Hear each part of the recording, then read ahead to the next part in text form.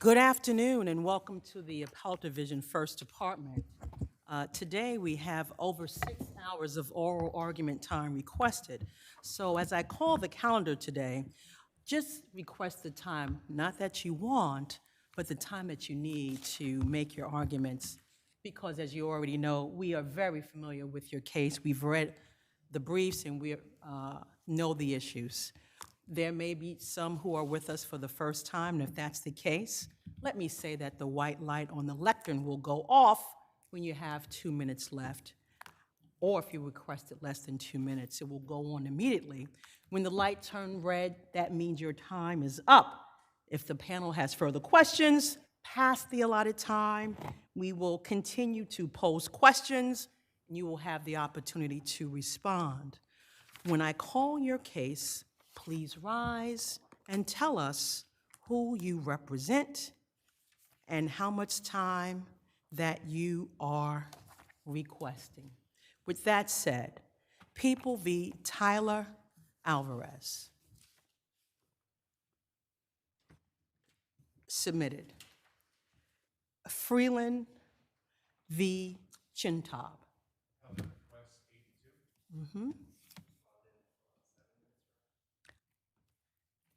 525.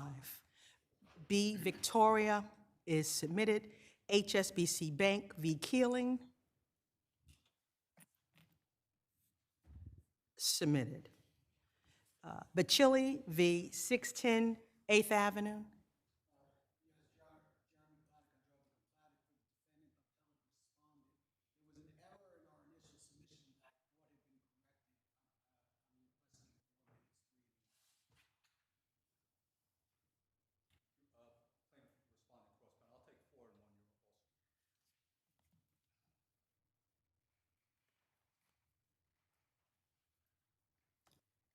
Four, one, and give me 1 second, I'm sorry.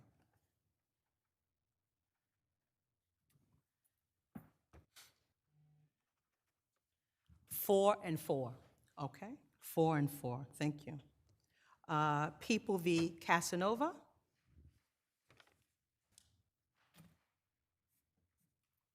Submitted.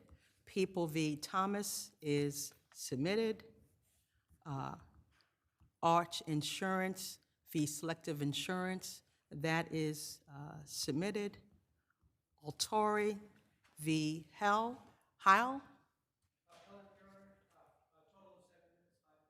Mm-hmm. Respondent requests 4 minutes. Okay. 524.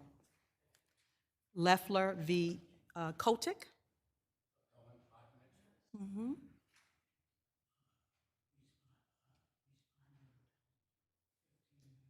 Mm-hmm.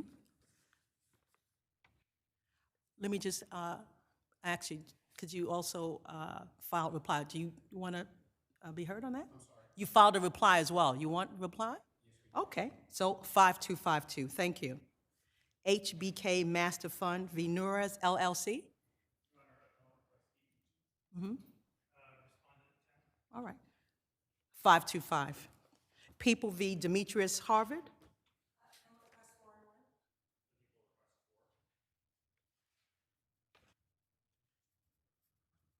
414. Chiapa, if I'm mispronouncing it, please correct me. V. Port Authority.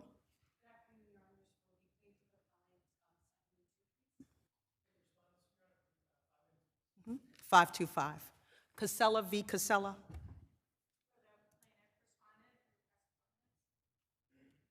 All right, no one is here. Would you like to submit? All right, so that means you want to be briefly heard. All right, 2 minutes. SNM Bronx, Inc. v. Diversified Planning.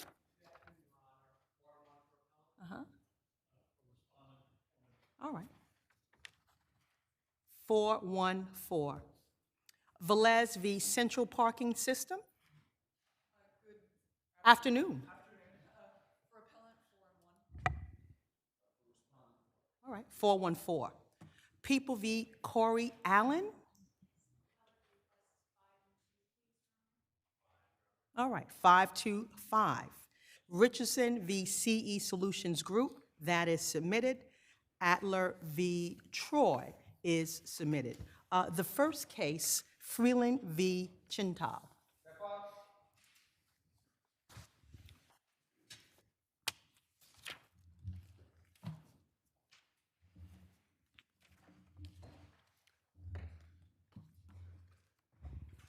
Please, the court. Give me 1 second.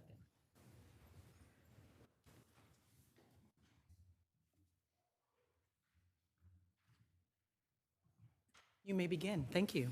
Please, the court. Gary Lerner, David Off Hutcher, and Citron for the appellant Nancy Shemtab. There's a number of issues in this case. Unless your honors have a preference, I would like to start with the dismissal of the tenant harassment counterclaim. I'm glad you brought that up. You know, I know you're focusing on the 2 letters. We know the dates of the letters. Please tell me, how do they constitute harassment when there are absolutely no threats? What it seems to me is that the landlord is being very matter-of-fact about their rights. Your Honor, we have a very different view of that, obviously. So direct me to where the threats are. in the first letter, the July 27th letter, there is a threat to come in and take her property. And supposedly that's based on a provision of the lease, which is a standard lease provision about abandonment. It says if you vacate the property and you leave your personal property there, the landlord can do what he needs to do and charge you for its disposal. It doesn't say, as this letter seems to say, if you hold over, I can come in and take your property. That's a completely different proposition. That's a threat, and it's also misleading because this lease doesn't allow that. In the July 30th letter, there's a threat. It's served on a Friday afternoon that he's going to come in Monday morning with his contractors and renovate the apartment, make repairs and changes. And he says that that's based on paragraph 15 of the lease.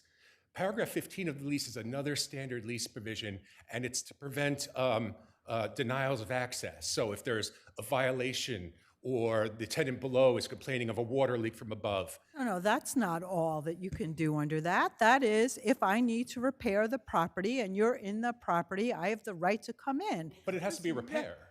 Or renovate or do whatever I'm entitled to do after the tenant is holding over. That saying, I am going to do what I am entitled to do under the lease cannot be a threat. Your Honor, in the cases I cited, which have very, very similar lease language, the court said you cannot just come in and get the apartment ready for the next tenant. It has to be an actual repair. There were no repairs cited in that letter, and he uses the words repairs and other work. So it's strictly within the 4 or 5 cases that I cited on my brief, and I can give you the page on that if you need it, where very, very similar lease provisions were held to be about repairs only. And it usually, comes up in the context of a violation or a tenant complaint, not just, I got someone else coming in and I want to get it ready. Did any of them say that that was harassment? I don't know that any of them said No, it was none of the harassment. cases you cited said that that was tenant harassment. Your Honor, I would say that the letters are on their face threatening and misleading, but if you disagree with me, and I see that you do, I think it's a reasonable interpretation, and that makes it a question of fact for the trier, not for summary judgment. I'll move on unless you have more questions to the security deposit Move issue. on. Thank Okay. you. So the security deposit issue, 2 things. There should have been a refund in 2021 when the rent was reduced. The court refused to consider it. Raised that claim below? Because I thought that the first time you raised it was like in the reply. Well, that's what the court below said, and no, the court said the first time we raised it was on the summary judgment motion. They said it wasn't pled in the complaint. The complaint asked for a return of the entire security deposit, so I'd start by saying that covers it. But putting that aside, it was raised. Let's not put it aside, because I was under the impression that the allegation was that if it was, give me a moment, that it was not returned within the 14 days of the surrender. That's what was alleged. No, that's the entire security deposit. The $9,000, the difference between the $24,000 rent and the $15,000 rent, that should have been returned at the time that the rent was discounted. That was an argument that was raised well before the summary judgment motion. It was raised in the motion to dismiss. It was raised at deposition. And under the cases I cited in my brief, the court should have considered it. And considering it, the statute is very clear that the security deposit has to be equal to 1 month's rent. Okay, so we'll hear from you on rebuttal. Thank you you. so much. Sorry. May it please the court, Gregory Cronin of Blank Rome LLP for respondent James Freeland. On the Picking up on his last statement, did they include that in their answer? No, Your Honor. The allegation in the counterclaim was that the landlord failed to return the security deposit within 14 days of the end of the lease term, which is what the statute says. Only on summary judgment did they have this new idea that actually years ago you should have returned partial portions of the security deposit. And the first lease had a 1 month's rent was $24,000, and that's how much the security deposit was. Every lease extension and amendment and rider thereafter referenced, hey, I'm holding on the $24,000 that you agreed to give me as the first security deposit, 1 month's rent under that first lease. It was acknowledged and agreed by the parties in every single document thereafter. It wasn't a surprise that the landlord still held on to 1 month's rent under the contract, which the statute allows. The new argument about returning partial payments, we addressed it because it was being raised, but Your Honors, there was a voluntary payment of that amount. There was never a request to pay it back until summary judgment when this new unalleged argument was raised. We responded to a counterclaim about failure to return after the lease term, and we did not return it because of the unpaid rent for the 18 days that Ms. Shemtab stayed in the apartment, as well as damages and $8,000, 5 years of electricity charges that were never paid. We rightfully retained that amount. When we were granted summary judgment, the court subtracted that amount from our damages, and we only received I believe it was $26,000 less the $24,000 that we were withholding. On the point about the harassment claim, Ms. Shemtab claimed of intrusions and threatening communications. On summary judgment, we disproved every single claimed intrusion. In our brief, every date that she claimed we came in without permission, we cited to emails where our client or his agents asked, hey, can I come and take pictures of the space? Can my designer come? This was a brand new apartment when Ms. Shemtab moved in, so the landlord was making some changes. Every single time he was granted access. What about those 2 letters? And the letters, Your Honor, they're quoting the lease. And they say, and the point about coming in and throwing out her items, there's never any support for that. The letter says, at the end of the lease, if you leave your items, when you vacate, I can dispose of them. They are abandoned. There was never a threat, I'm gonna come in and throw out your property. That's nowhere in the record. It never occurred. The letters from attorneys to a sophisticated attorney, the defendant is a sophisticated attorney. We were merely quoting the rights under the lease, and most importantly, at the end of that letter, it says, we will invoke our rights through the courts. And if you do not vacate, we will go to court to handle this. We are not engaging in self-help. The doors were never broken down. No one ever showed up at the end of July to take over the space. We filed a holdover proceeding, which at the time was administratively dismissed because of related to COVID, and then once she actually vacated the apartment on August 18th, that's when we requested the rent payments, we requested the 5 years of electricity she never paid, the damages, and that's when this case started. And also, the distinction between renovation and repair is not in the lease. It's not in the case law about not being able to come in and renovate is about dispossessing a tenant. It's when a landlord says, you know what, I really want to renovate the unit, I'm going to kick you out. Those cases say, wait, you can come in to repair a unit, but you can't on a whim decide to renovate and kick out a tenant. That's what those cases are about. It's not about a distinction in a landlord who requests access, is granted access, and goes in. And if it were about, if this is before the court for the first time, if it were about repairs or restoration, in the record, we have pictures of the repairs that needed to occur. I see my time is up. Thank you, Your Honor. Thank you. Your Honor, briefly in response to the fact that this was a voluntary payment because it was the original security deposit that was kept, the voluntary payment doctrine doesn't work here because it was done under a mistake of law. In other words, the law changed in 2019, limiting how much rent the landlord can continue to hold. Now, in terms of he made the point, because we attacked the itemization of damages and said that he forfeited the right to keep the security deposit because the itemization of damages was in violation of the statute of the lease because it included damages for ordinary wear and tear. He says, but that doesn't matter because I could keep it for non-payment of rent. Well, that only works if he wins on his argument that she's actually liable for holdover rent. If not, then the most rent she's liable for August is about $8,000, which is much less than the $24,000 security deposit. On that point, she's not liable for the holdover rent because there was no proper service of a 90-day notice of non-renewal. Didn't they serve the notice via the email and that was called for in the lease? Well, the lease says notices can be served by email, but that doesn't, the lease provision can't override the statute. And my brief cites a number of principles of statutory construction and public policy why the personal service requirement of RPL 236 should be read in to this section, RPL 226. And in terms of the content of these emails, there are 3 emails that are at issue. None of them are clear and unequivocal. She asked for 2 extensions. She asked for one extension to the end of the year, and then she asked for another extension to the end of September. And both times, the landlord responded, unfortunately not. Well, that doesn't mean... Client indicated that she understood, but just want to go back to the statute. So are you saying that it has to direct how notice must be provided and what the notice must state? I'm saying that it has to be a clear and unequivocal notice, and that there is a personal service provision in section 232, which applies to month-to-month tenants, and that there's no reasonable distinction why that should not be the requirement of the companion statute that was adopted at the same time, 226. Well, thank you so much. Enjoy the day. Thank you. Bachilli v. 610 8th Avenue.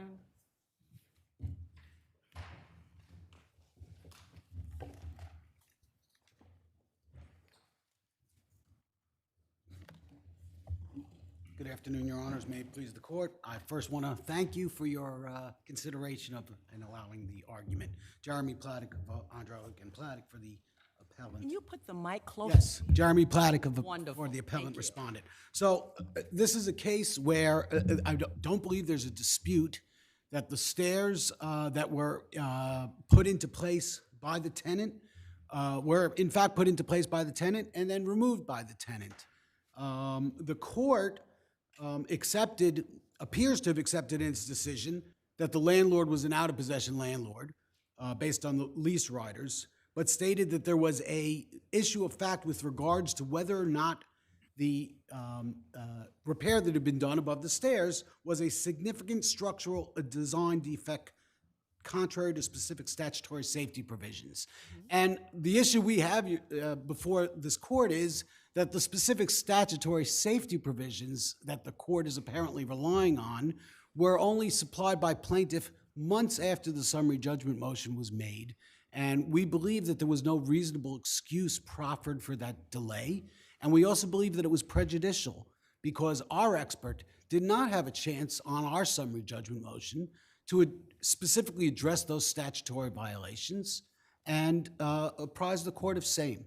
And we believe in combination with those 2 issues, the lower court's order should be overturned with regard. Wait, are you saying that your expert didn't have an opportunity to put in reply on that issue? No, Judge, because I believe the cross motion was made 3.5 months after the initial motions were made. So there's a cross motion to amend the bill of particulars, right? Correct. And to add those in, and you put in an affidavit of your expert on your original motion, right? Correct. And so when the cross motion came, why didn't you just go back to your expert? Because the cross motion addressed the leave to amend, not the summary judgment issues. Well, the leave to amend was you said my expert didn't have any time to deal with those building code violations. So I'm saying to you, yes, you did, because when you got the cross motion, you had already contacted an expert. You knew what your expert was going to say. Why didn't you just go back to your expert? Well, I believe the summary judgment motions had been fully submitted at that point, Judge, and then the cross motion was made. Okay, but you could have, in opposition to the motion to amend the bill of particulars, could have gone back to your expert and said to him, do these apply? If so, why so? If not, why not? Well, right? Okay. I just want to know, how is it that the plaintiff's supposedly created a new issue of liability with respect to the bill of particulars. Well, I would agree that it's not a new issue of liability. But I believe that there's also case law that says when there's an unreasonable delay that does prejudice the defense, that the amendment should not be allowed. Well, let's talk about that. I mean, what was the prejudice? What was the surprise? Particularly since your expert addressed, the alleged statutory violations. Well, I do not believe that the record shows that our expert did have that opportunity to address those specific statutory violations. All right. Anything else? No, thank you. And I am going to give you time for rebuttal, both of you, okay? All right. We reset the clock, okay? Good afternoon, Your Honors. May it please the court. Brian Isaac. Counsel, your client built the stairs and took them away?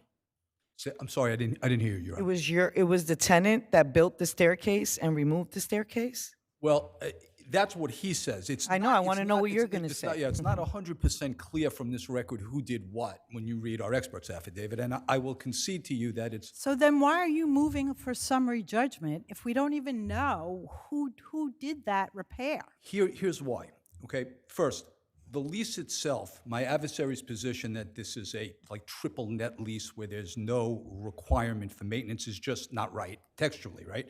If you look at 207. Well, let's assume, but we'll assume you have a right to reentry, but you still have to prove notice.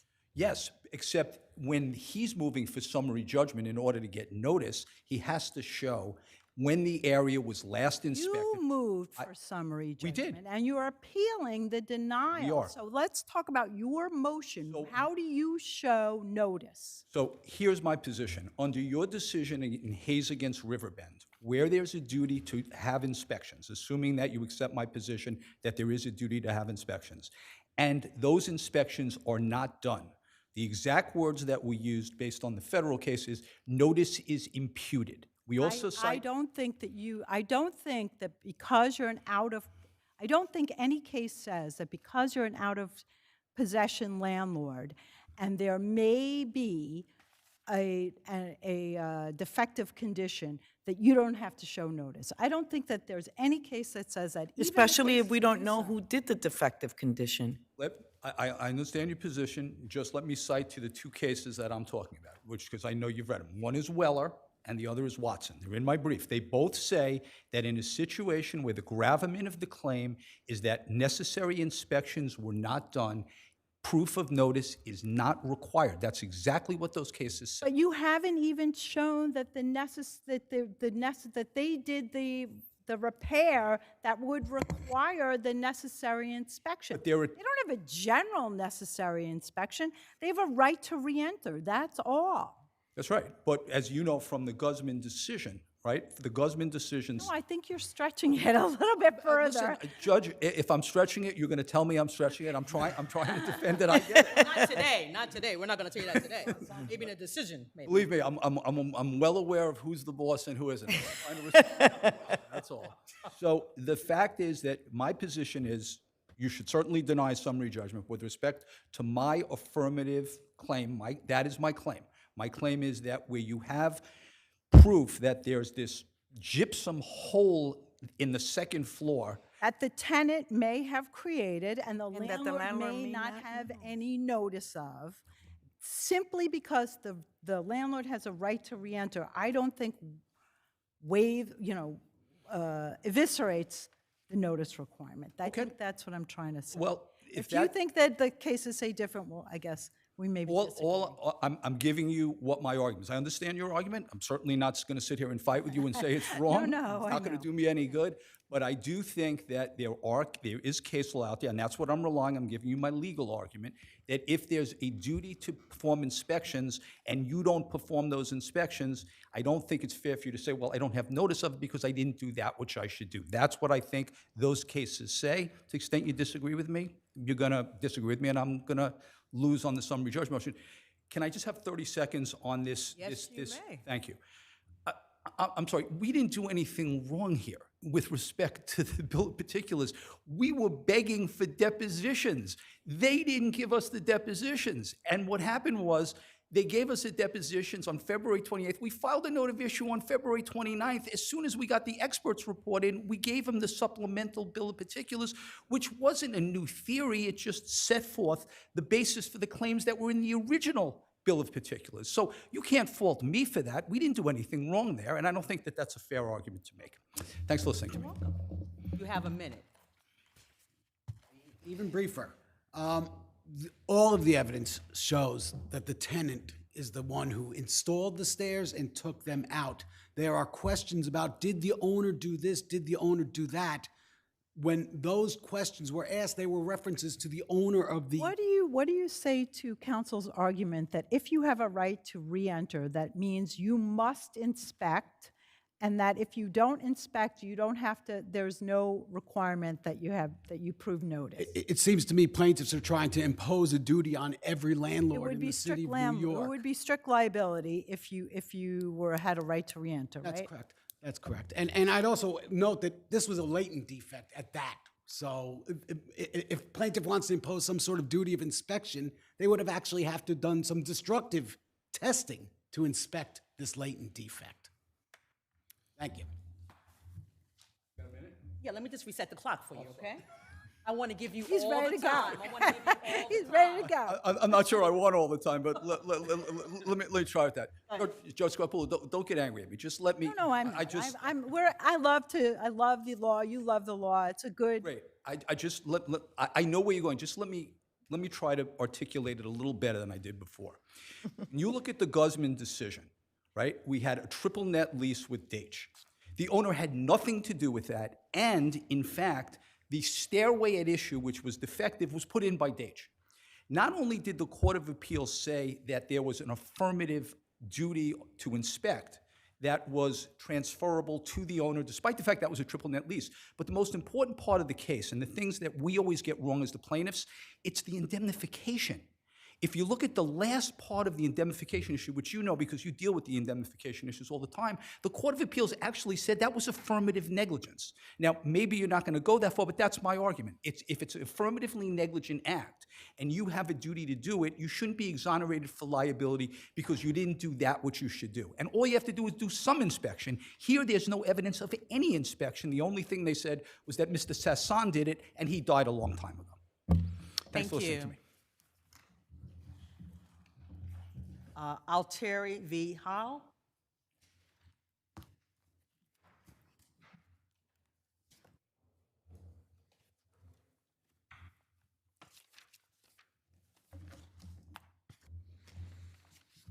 Good afternoon, Your Honors. May it please the court. The facts of this appeal are very straightforward. My client, a Con Edison vehicle, was traveling in the left lane, which was a left turn-only lane, preparing to make a turn with a signal on. Just before this accident happened, the other vehicle, the co-defendant Gonheim vehicle, Moves in from the middle lane. was in the middle lane and cuts in front of my client's vehicle. Just based on those facts, there were at least 3 VTL violations: 1160 in disregarding a lane marking, 1163 in failing to signal, and 1128 in unsafely changing lanes. Based on this court's own precedent, in the Baxter case, for instance, changing lanes. What about plaintiff's argument that despite, that's all true, right?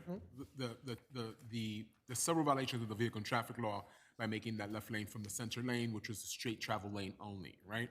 But the argument is that after the turn was made, the vehicle was in the turning lane, stopped for at least a second or so, when then the Con Edison truck impacted it from behind. What about that? So thank you for that question, Your Honor. And I think that what plaintiff's argument is, which you've correctly articulated, is exactly what this court found in Uribe, where an operator of a vehicle is entitled to rely on other vehicles to obey the vehicle and traffic laws. And in this case, that didn't happen. There's no evidence whatsoever of any negligence on the Heil vehicle, on the Con Edison vehicle. There's no evidence that he was distracted. There was no evidence that he was speeding. He says he was in the proper lane. He was preparing to make a proper turn from that lane. He was signaling properly.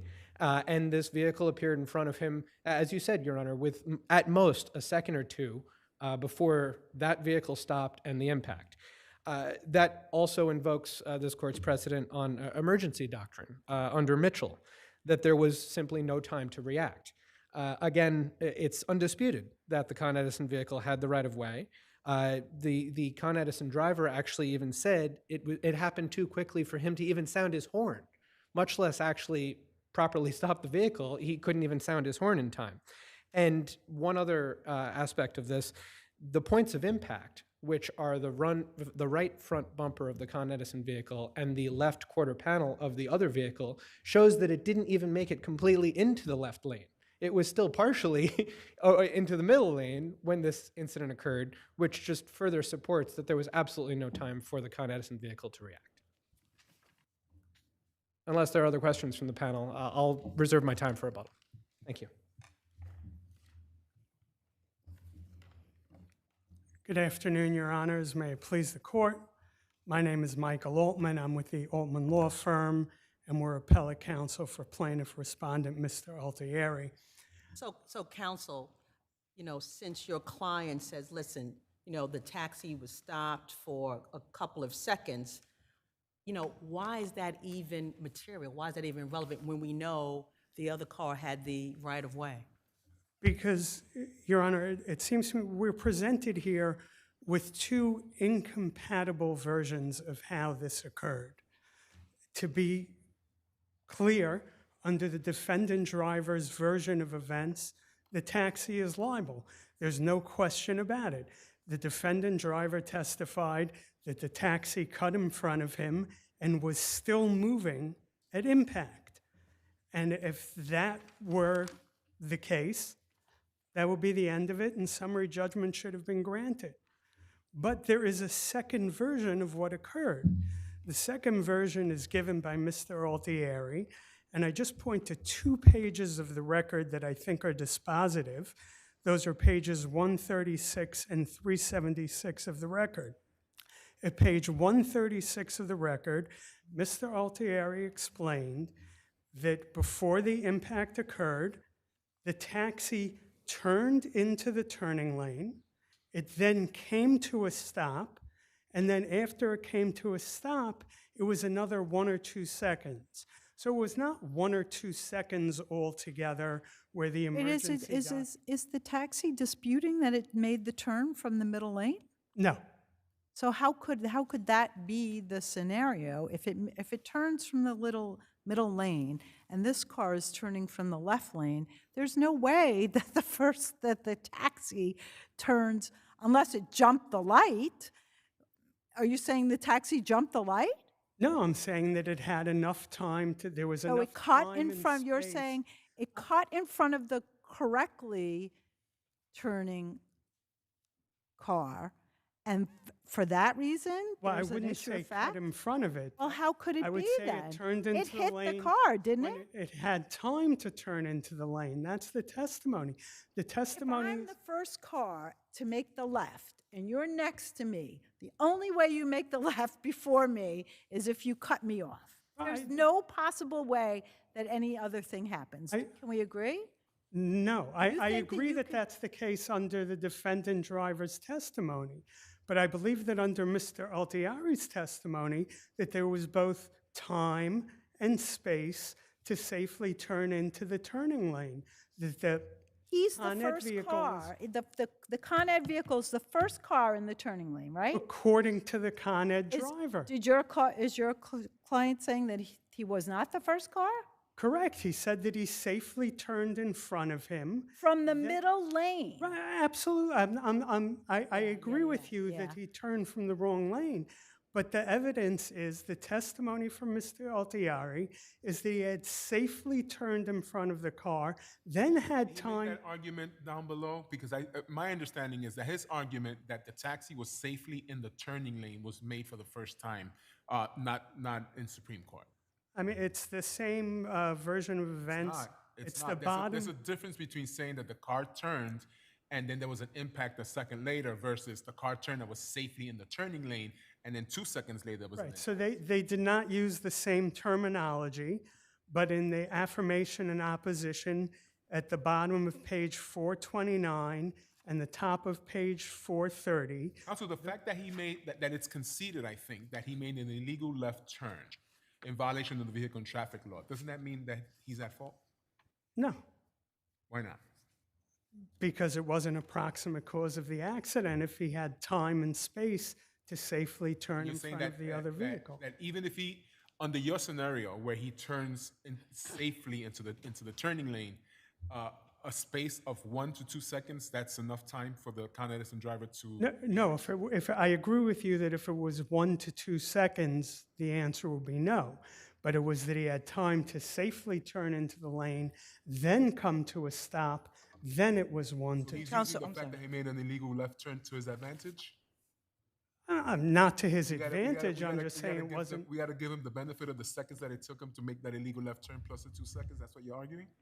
But the time to turn into the lane, safely turn into the lane, come to a stop, and then another 1 or 2 seconds. Counsel, how do you respond to your friend's argument that the impact on your car shows, that it wasn't safely past the middle lane? I Just mean, argue that.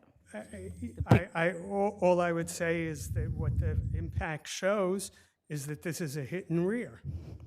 Thank you. Thank you, Your Honors.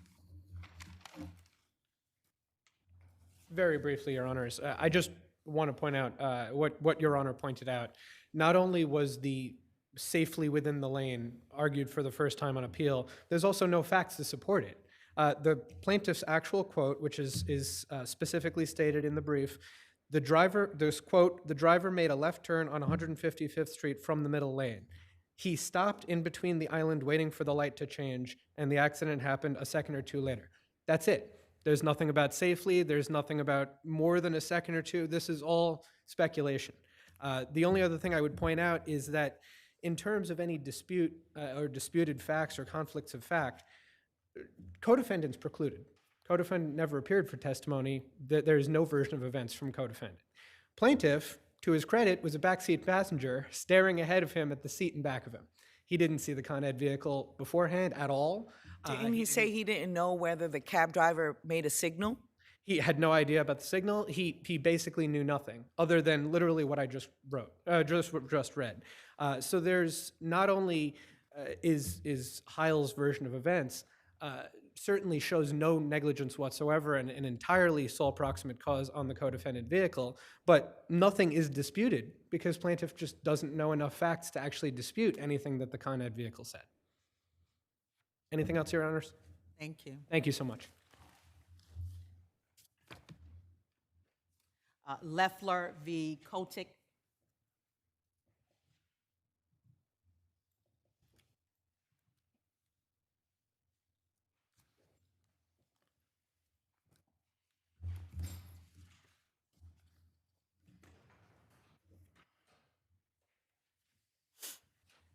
Good afternoon. Good afternoon, Your Honors. May it please the court. I am Mark Leler. I am the litigant. I am represented. However, my attorney is out of the country on a family matter. So as an attorney myself, I am here in his stead, in my stead, if you will, to argue before the court. As you well know, this is a case where defamation per se has been fully adjudicated and affirmed by this court. The only issue before the court now is the measure of damages. That was based upon a bench trial held before Justice Engoron. We know. Now, I know you are seeking $1.5 million in damages, right? That was the amount requested by my counsel at trial.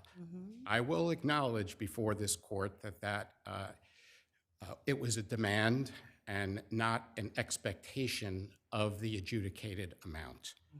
However, we are of the view that the $72,000 that was awarded, with all due respect to the court, was woefully deficient. And explain that. Why is that? Okay. As the court found, as I was the only witness to testify at the trial, the court found that I had testified clearly, credibly, and consistently as to the degree to which the defendant's defamation damaged my reputation and caused economic injury.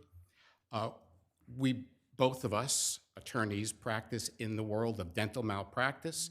And Justice Engoron called that the insular world of dental malpractice.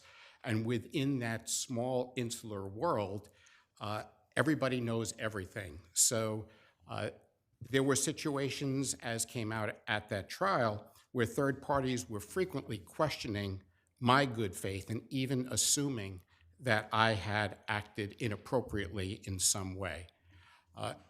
A lawyer's only asset is his or her reputation before other members of the bar and before the world at large.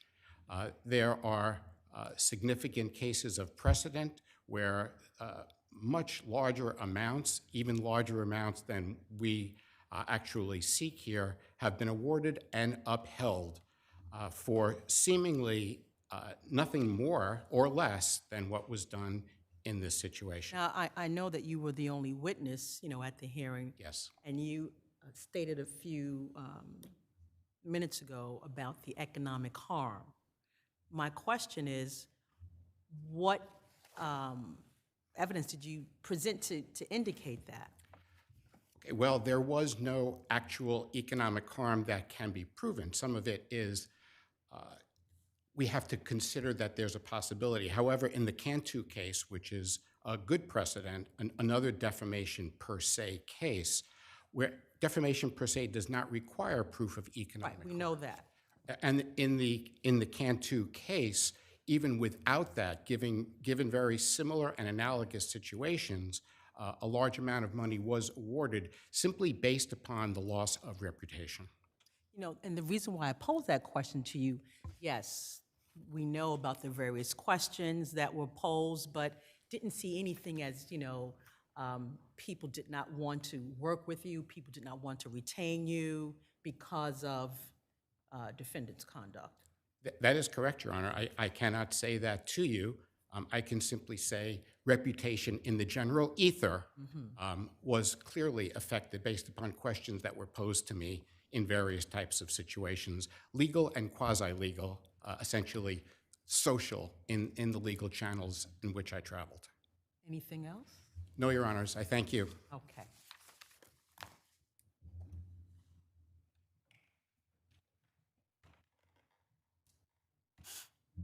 Good afternoon. Good afternoon. My name is Joel Kotic. Integrity is fundamental for reputation. Integrity is so critical. In every case, the common law principle of falso in uno is charged.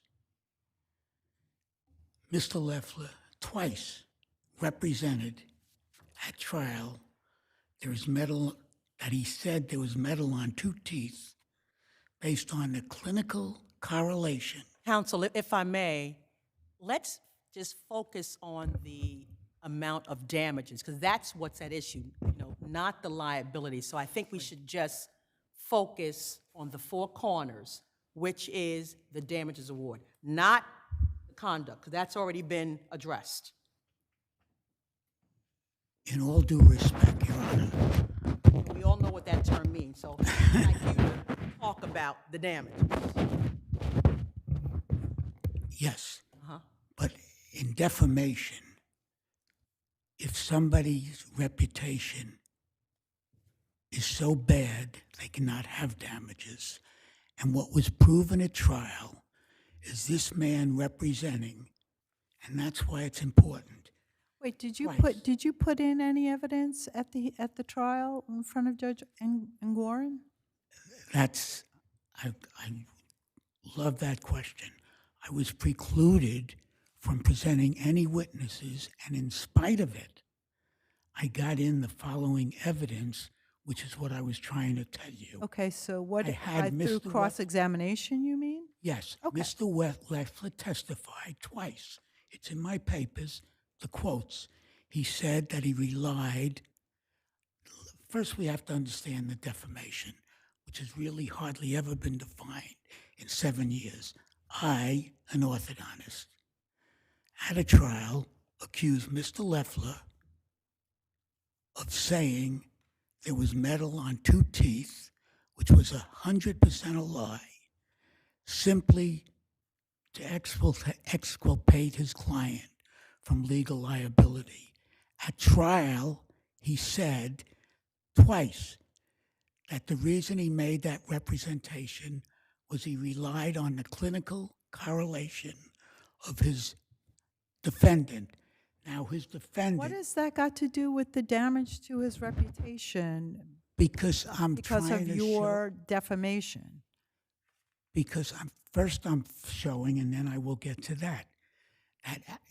First question was to me, was there evidence presented? This was the evidence presented in spite of the preclusion of all my witnesses.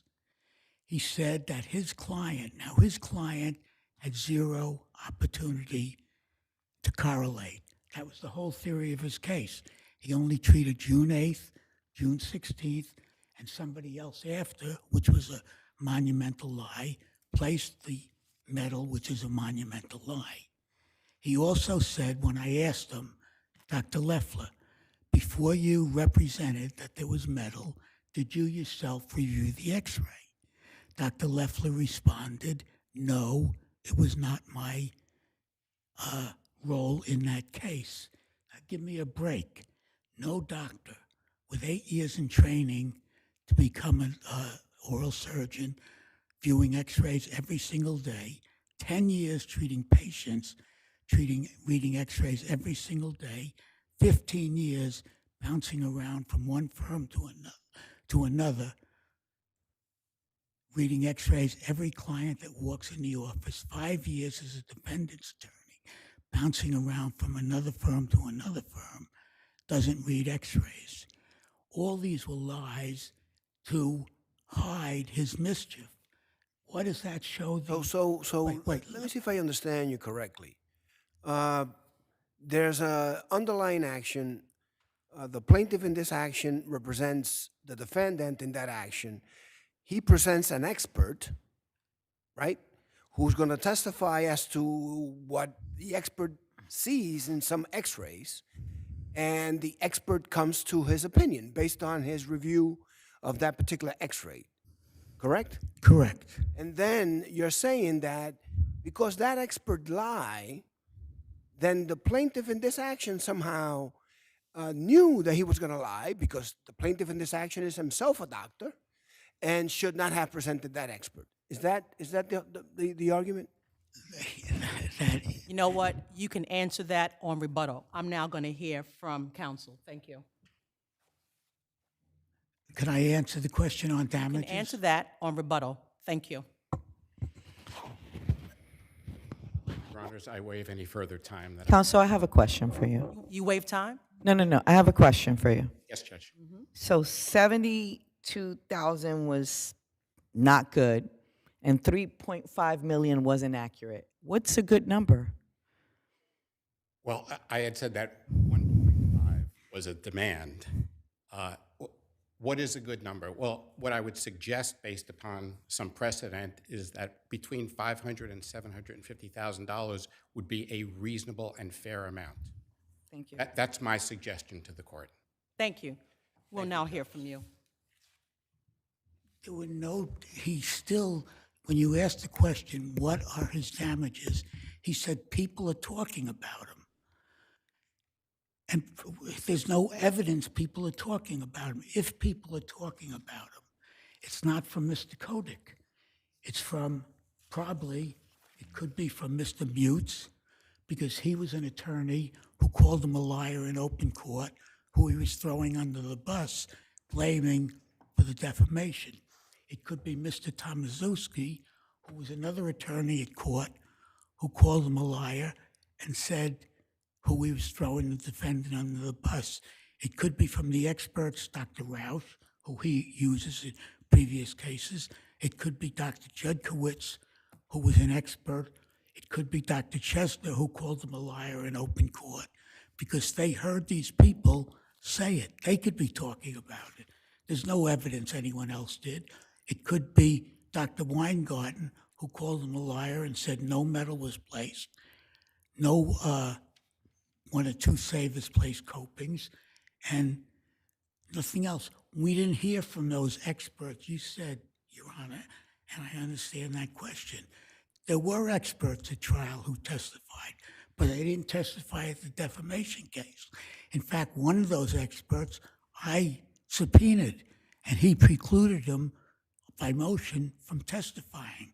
I wanted to bring him in under oath. Nobody to this day in 7 years has said that what he said, and he hasn't. The expert is right here. I asked him in court, can you read these x-rays? Yes. Is there metal? He still won't answer that question. I'm an orthodontist. I know there's no metal. I saw these teeth. He won't say it. This man doesn't deserve 1 penny, and he hasn't proved 1 penny. He hadn't had 1 witness, no document, no evidence. You asked, did he lose income? No, because he says people are talking. Your time is up. Thank you. HBK Master Fund LP v. New Res LLC.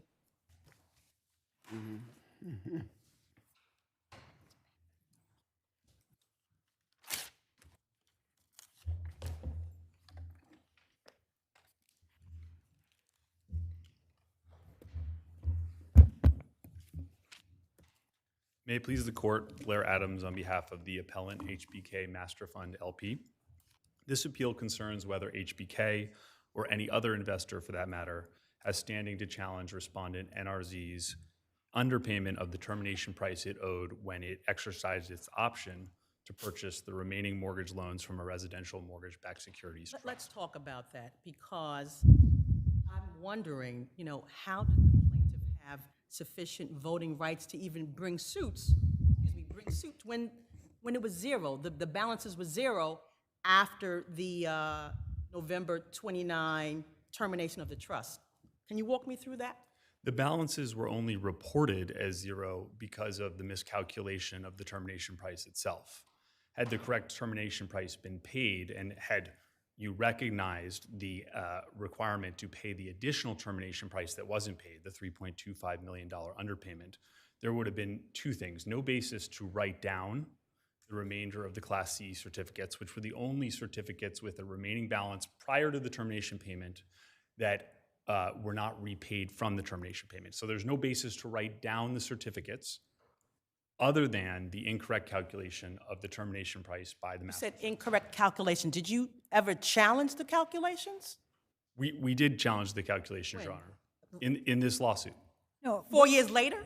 4 years later. I mean, not right after November 19th. Well, Your Honor, that's 2019 I'm referring to. That's not in the record, and that's not actually what happened. There was years of discussions about this. So wait, okay, so there's a calculation made, right? At the time the calculation is made, you don't challenge it. You don't say, you don't ask the trustee to do anything about it. And then the whole thing happens, correct? That's not what happened here, Your Honor. Okay, so the payments are made. At the time, you did not challenge the pay. You did not, at that time, the time that the payments were made, did you make a demand on the trustee? When the payments were made. That's exactly what I'm asking you. Did you make a demand on the trustee? Yes, Your Honor. After the payments were made, which is what the first time when we knew. When was your first time that you made a demand on the trustee to bring suit for a breach of contract? Your Honor, I don't believe that date's in the record, and I was not counsel at that point in time, so I don't know the exact date. So then it's kind of hard, because the PSA says at the time you make the demand, the only way you can make a demand or bring a suit is if you have 25% of the voting rights, you make a demand and the trustee says no, correct? Your Honor, that is correct. All right, so again, I ask you, when did you make a demand on the trustee? We made a demand at the earliest time we could, which is when I just want you to give me the date. It's not that hard a question. But, Your Honor, I don't know what the date is, and the date is not in the record at this time. I was not the attorney at the time. At the time that you made the demand, did you have 25% of the voting rights? Your Honor, we did have 25%. How is that possible? Because our certificates, the voting rights associated with our certificates, are based on what is required by the PSA. Our certificates can't be written down unless it is inconsistent with what is required by the PSA, and the PSA does not permit the write down of our certificates on the basis of the underpayment of a termination price. But if you had if your view of how the payments would have gone, you would have walked away. You would not have made a demand. We wouldn't be here, would we, if that had happened? So again, it's circular to say, well, if they did it the way I wanted to, then I would have the right, then I would have the 25%. If they did it the way you wanted to, you wouldn't have made the demand. Your Honor, I want to be very clear. The only opportunity to bring this claim was after they made the payment.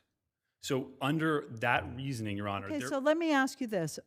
When you say that, do you have no idea how the payment's going to go down? They're not telling anybody how they're going to do the payments? They did not, in this case, tell anybody what they were going to pay for the termination price. That's not in the record because the termination price notice is not in the record.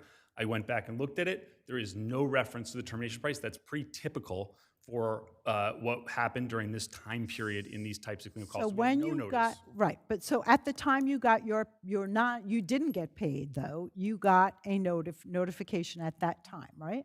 And that happened at the exact same time, Your Honor, as we got the report that purported to write down our certificates. And at that time, you could have made a demand, but you didn't. No, we did make a demand at that time. I don't know the exact time. I don't know if it was 2 days after or 1 month after. We made a demand at that point in time. Was it 4 years later? Your Honor, it was not 4 years later. Okay.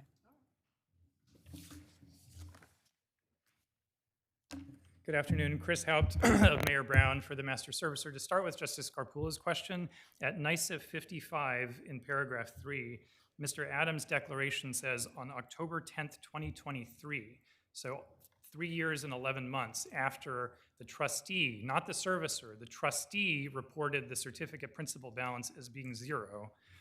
I lost my place. In 2023, HBK submitted a letter to the trustee demanding it initiate a lawsuit. That, as far as the record reveals, is the... That's the allegation, that it was 3 years. So if the allegation is in there, that it was 3 years. So at the time the calculations were made, walk us through that. How did this happen? Because counsel is saying we had no opportunity until 3 years later. Yeah, that's completely wrong. So the accounting, the stated principal balance is the basis of the termination price. That's not... And that was November of 2019? 2019 was the termination date. But the stated principal balance is not made up out of whole cloth for the first time in 2019. It's the product of month by month. It's like a bank account balance.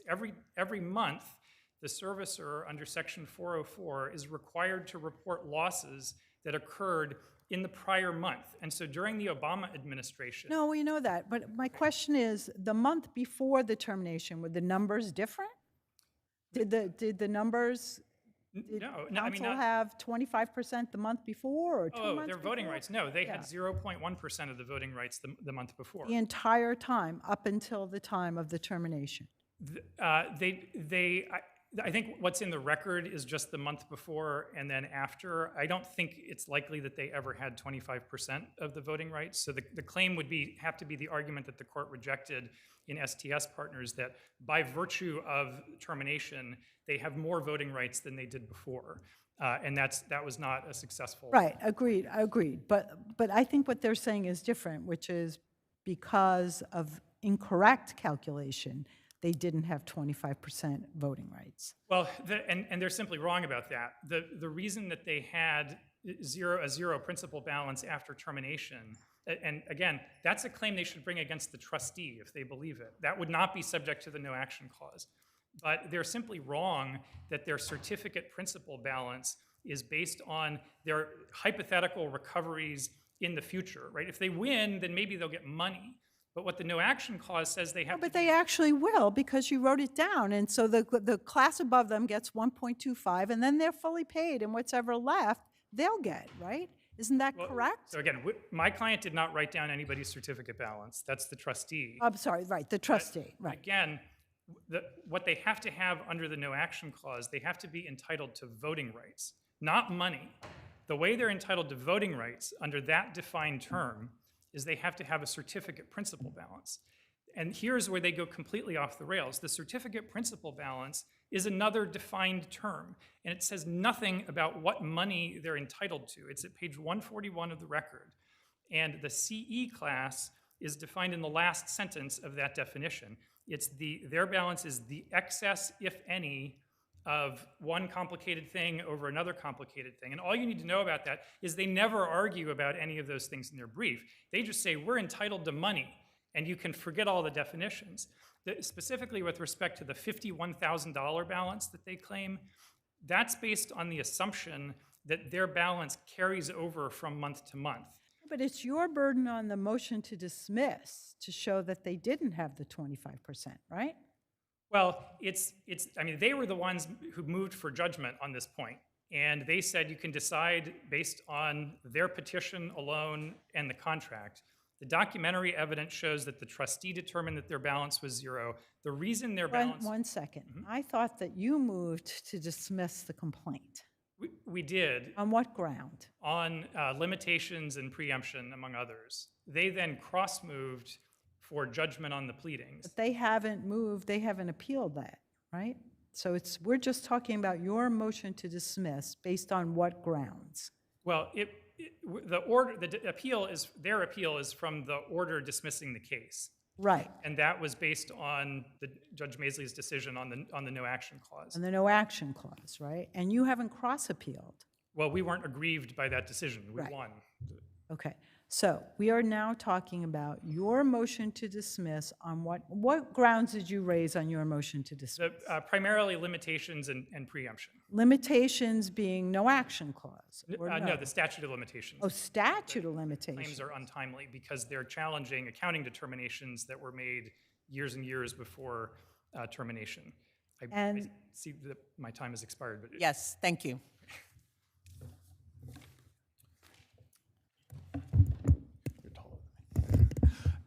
Your Honor, they did not move to dismiss on the basis of the no action clause. It was raised in a reply brief with respect to the motion for judgment on the pleadings. It was not meaningfully argued at the argument. And we respectfully submit, Your Honor, that the certificate principal balance that existed prior to the incorrect termination premium, that $52,000 of certificate principal balance that the Class C certificates had, that no one disputes that we had, that should never have been written down. There was no basis to write that down, and those were the only certificates that were left. That was all that was left that was not paid of certificates with a certificate principal balance from prior to the payment of the termination price. So if the contract was properly implemented, we would have had 100% of 98% of the voting rights, 100% of the principal. I feel like you're arguing something now that no one argued below, so I'm kind of confused. Your Honor, we absolutely argued this below to the extent we could. Again, this was not raised until a reply brief. Did no one raise the no action clause below? Nobody raised it other than on a reply brief on the motion for judgment on the pleadings. And Your Honor, just to respond to a couple other points that were made. First, this notion that the trustee made the calculation and the trustee was the one who wrote down our certificates.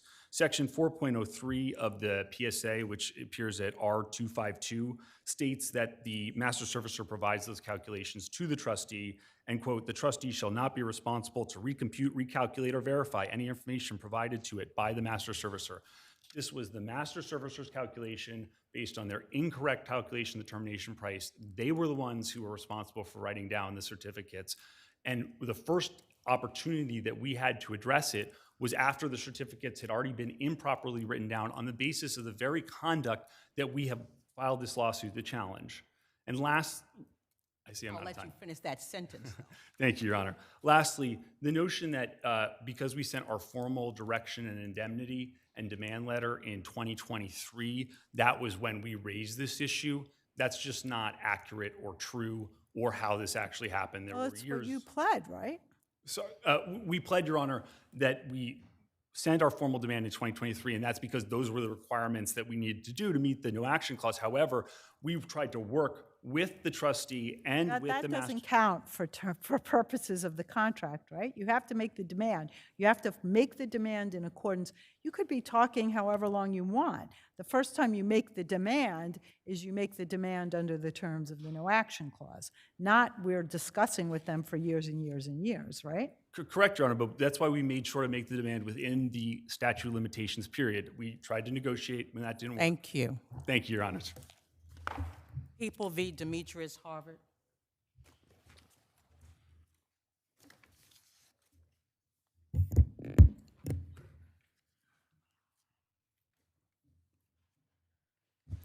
Good afternoon, Danielle Bernstein from the Legal Aid Society on behalf of Demetrius Harvard.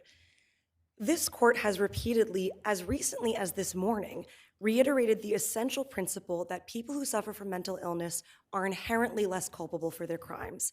And on top of that, that the correction system is fundamentally ill-equipped to service those individuals and prevent recidivism.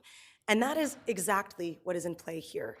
So if I may, I'd like to begin with a sort of perfect storm that brings us to the offenses that are in play here today. Now, we have both Mr. Harvard's history of mental illness, which is very severe, and as yet, to this date, in Doc's custody, has not gotten a proper diagnosis. Yeah, I wanted to know, what were the diagnoses? So he has a self-reported diagnosis in his 730 exams of something called intermittent mood disorder, which is not a DSM diagnosis. Based on the symptoms available and the fact that he has been prescribed antipsychotics, it seems that he would be somewhere in the schizophrenic or borderline personality disorder. Why hasn't a diagnosis been made? I have that same question, Your Honor, and I think that speaks to the fact, as this court held in Sparks, that people who suffer from these kinds of illnesses do not get adequate care in the correction system. You know, Also, there were 2 730 reports here, correct? yes, but those were, And neither doctor was able to diagnose your client? well, the point of a 730 report isn't really to diagnose. I know, it's to see if he's fit to stand trial. Right. And so, you know, the 730 reports are useful for us to be able to evaluate some of his history because he reported on that, but they don't really shed light on what kind of healthcare he needs. He's on medication now, correct? He has been prescribed medication, And he they is- still don't have a diagnosis. Sorry to cut you off. It's in my nature as a judge. That's okay, anytime, Justice Rosado. I think, you know, he is on medication and he takes it when it's available to him, but the nature of this system is every time he's transferred, he starts this whole process over again. So he just was transferred to Woodburn and hasn't been given his antipsychotics. Do you know what his medications are, counsel, off the I top of your believe head? Haldol is the antipsychotic that he's on. Haldol. Yeah. So, but when he commits the crime, he's not on medication, he's taking meth.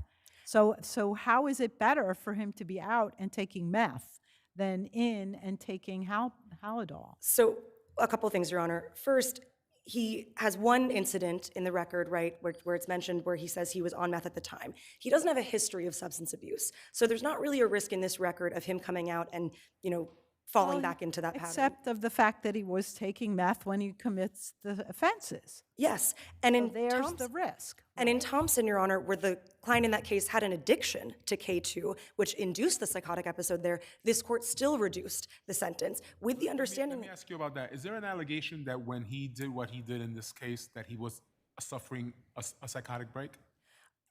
not in exactly those words, Your Honor, but I think the context. Right, because but I think that's a major difference between the cases that you cite in support, in which there the mental illness is established, there's a diagnosis. In some of those cases, the defendant had tried to commit suicide about 30 times, and there was allegations that at the time of the incident was suffering under psychotic break.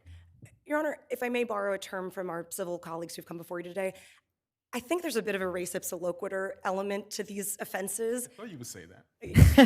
Exactly. I think we're looking at a set of offenses that reflect the lack of being a well person. And, you know, I wish we had a diagnosis for his sake, right? Well, there's different degrees, right? Some people are severely mentally ill. Maybe he's not at that severe stage. Maybe he is. I think there's a question as to that. There's a question. I don't think it's a big question. I mean, again, you know, these are the offenses of someone who is not of sound mind. There's no gain from these offenses. Or I'm sorry. Just a question. Is your client up for parole soon? He's up for parole in 2027, but I want to emphasize to the court, there's a strong possibility, if not certainty, that he will serve this full sentence. He is not the kind of Has he been denied parole already? I don't believe so. I don't think he's been up for them yet. This is his first. Is there a parole hearing this month? I don't believe so. I think his next one is in 2027, but I can double check, and if I may just finish answering. You know, because he is not getting the care he needs, he cannot present himself and his story in a way that is going to make sense to a parole board. And so reducing this so that there is a backstop on a decade in prison for somebody suffering What are you severe... actually asking us to do? So the two ways that the court could reduce the sentence, one option is to reduce the top charge by 1 year, so 2 to 6 instead of 2 1/3 to 7. That's the same reduction as in Thompson, would make his maximum 9 years. The furthest the court could go would be to make the two charges concurrent, which would be a maximum of 7. But certainly we'd be grateful for a year off, absolutely. Thank you. Thank you.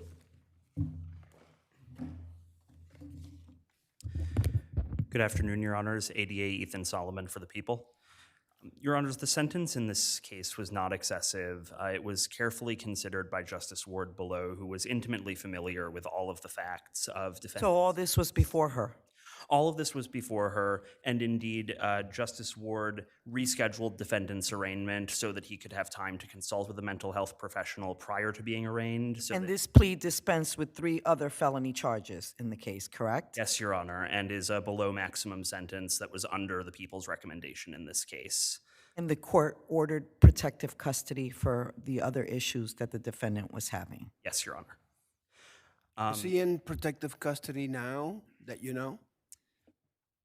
I don't know the answer to that. Do you know what his condition is? Because he was placing protective custody due to his sexual orientation and his complaints of harassment and possible aggression by other inmates at the facility where he was staying.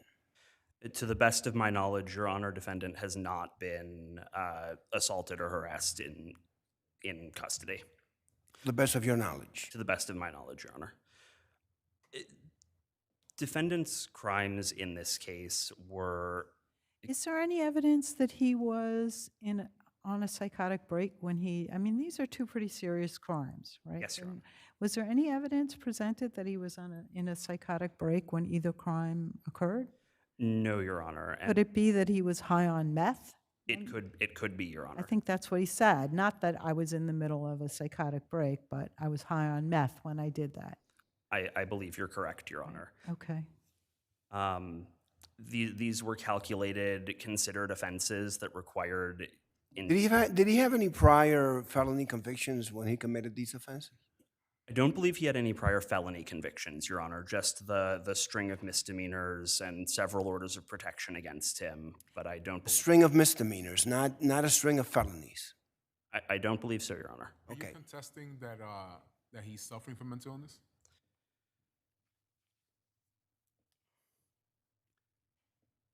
We are not contesting that he likely suffers from some degree of mental illness, Your Honor. Certainly not a severe mental illness such as this court encountered in Sparks. Like in Sparks, exactly. Is there evidence, I mean, he stated that he was being harassed and he was being threatened because he's gay. Is there any evidence that that has ameliorated or that that has stopped when he's in prison? I'm not sure, Your Honor. We tried to contact docs with some of these questions prior to this argument, but they're a little bit hard to connect with. If we hear anything about that, I'm happy to notify the court. Otherwise, because of the nature of defendant's crimes, and specifically because of the fact that in every other instance where he's been granted leniency or the opportunity to avoid incarceration, he has used that opportunity to commit further crimes. He committed the instant offense. Supervised release, right? Was he in supervised release? He was on bail for a prior offense when he committed the crime involving the bus, and he was on supervised release for that offense when he committed the crime involving the train. And now the derailment of the train, there was someone that was injured. Someone was injured, and luckily nobody was. What was the extent of the injury of that individual? Do you know? I believe that she fell. I have that, Your Honor. She fell and injured her knee and back and required medical treatment. Counsel, do you know about any parole hearings for this defendant? My understanding was that he did have a parole hearing this month. Again, I attempted to contact docs to find out the result of that hearing, but I have not heard anything. If there are no further questions, we would ask that you affirm. Thank you. Thank you. I have a lot to say, Your Honors. I'll try to get through all of it. So I would like to respond, Justice Mendez, to your point about his discrimination based on sexual orientation. I want to clear something up that I think might be a misunderstanding by the prosecution. A judge actually cannot order protective custody in docs. That's not possible. Right. So it has not been the practice over the course of this sentence that Mr. Harvard has been in protective custody. Now, what has happened is, and I do have knowledge about what's happened to him in prison, he will suffer threats or real violence from fellow inmates and then be placed in protective custody. But that process restarts after every transfer. And I want to make clear that protective custody, of course it protects him from those, violent threats, but it is solitary confinement. It is. Full stop. And solitary confinement is an enhanced punishment for any other prisoner. So I think that speaks to how much more punitive this experience is for him. Is it based true on that his- he was on bail when he committed this crime? He was on bail for the bus offense, yes, Your And Honor. then he committed another crime after this crime? Within a 2 Three- week period. and 3 other crimes too? This took care of 5 crimes? Your Honor, these were the first violent offenses he had ever committed. There are 5 of them, right? May I respond, Your Honor? That's the last question, so you may respond. Absolutely. That's true. I think, just looking at this context, he was experiencing paranoid delusions. He called his own lawyer pretending to be other people. He told the probation that he did this because he was mourning the death of Michael Jackson. These are the offenses of a person who was not of sound mind from the first offense to the last. And I think that is relevant to his level of culpability and part of why this court should make sure that he can get out to get help sooner because he is not getting it where he is. Thank you. Chiapa v. Port Authority of New York and New Jersey.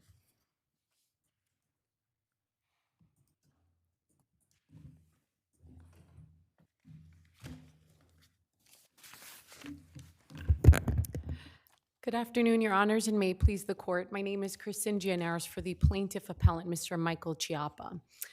Contrary to the motion court's determination, the defendants here failed to establish their burden of demonstrating that the plaintiff was both the sole proximate cause of the accident and that the defendant's negligence merely furnished the occasion for the accident to occur.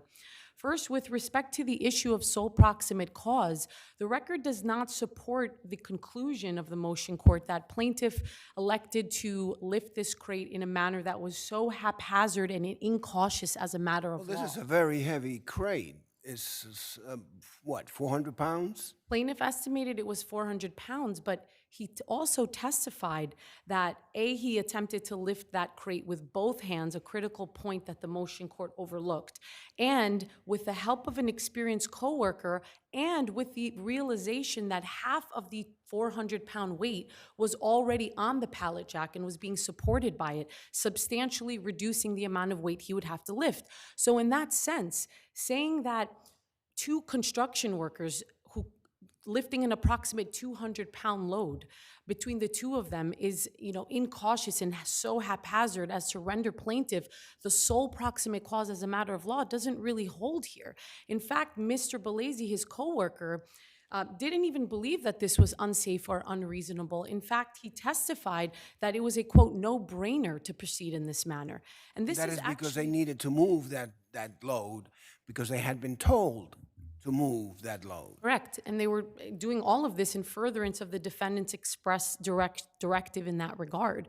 They were also operating under time-sensitive circumstances and in a manner that was in accordance with the defendant's own worksite safety policy, which only required that for lifting tasks, workers obtain help to lift loads that are heavy or difficult to lift due to weight distribution, which he did by enlisting the help of Mr. Bellesi. But even Delta superintendent said, move it like today, like now. like now.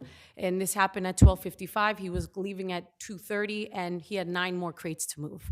But even putting all of that aside, Your Honors, a plaintiff cannot be the sole proximate cause of an accident where a defendant's negligence was also a proximate cause. And here, we respectfully submit that defendant's provision of a completely unsecured free-floating piece of plywood in violation of the industrial code was indeed a proximate cause and not something that just merely furnished the occasion for this accident to occur.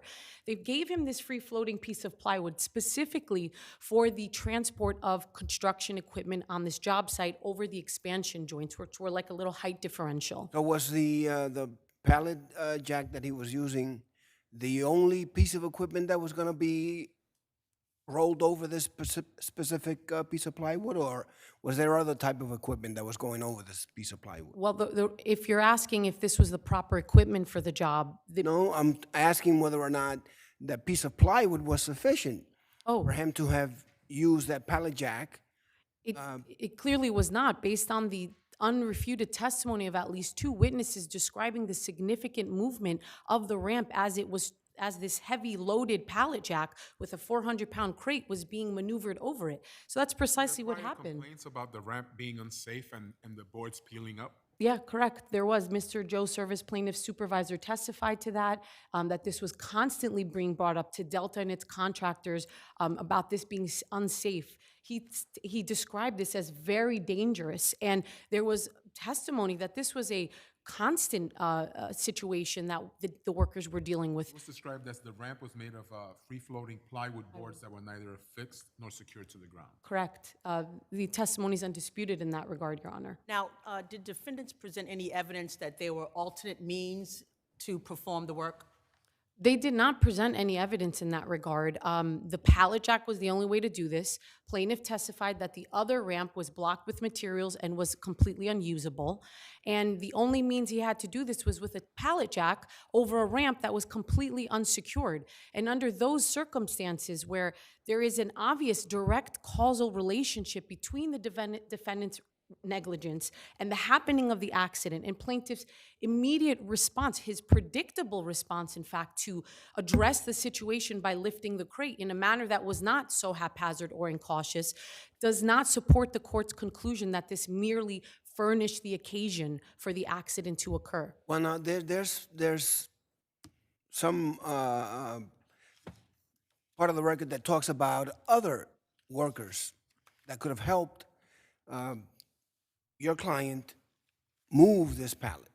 So plaintiff and Mr. Bellesi testified that another coworker, Ozzy, was on site. But Mr. Bellesi's testimony raises an issue of fact as to whether he was even available at that time, because Mr. Bellesi testified he was, quote, busy doing other things at that time.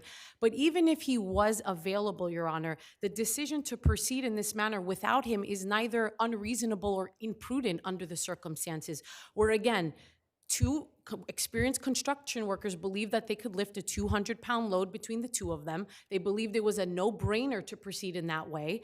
And this was all in accordance with the defendant's own site safety manual that did not impose any requirement as to a specific amount of workers to lift a load of X amount of weight. And they were acting under time-sensitive circumstances. So for those reasons, Your Honors, we respectfully ask that the court reverse the order appealed from. Thank you. Thank you.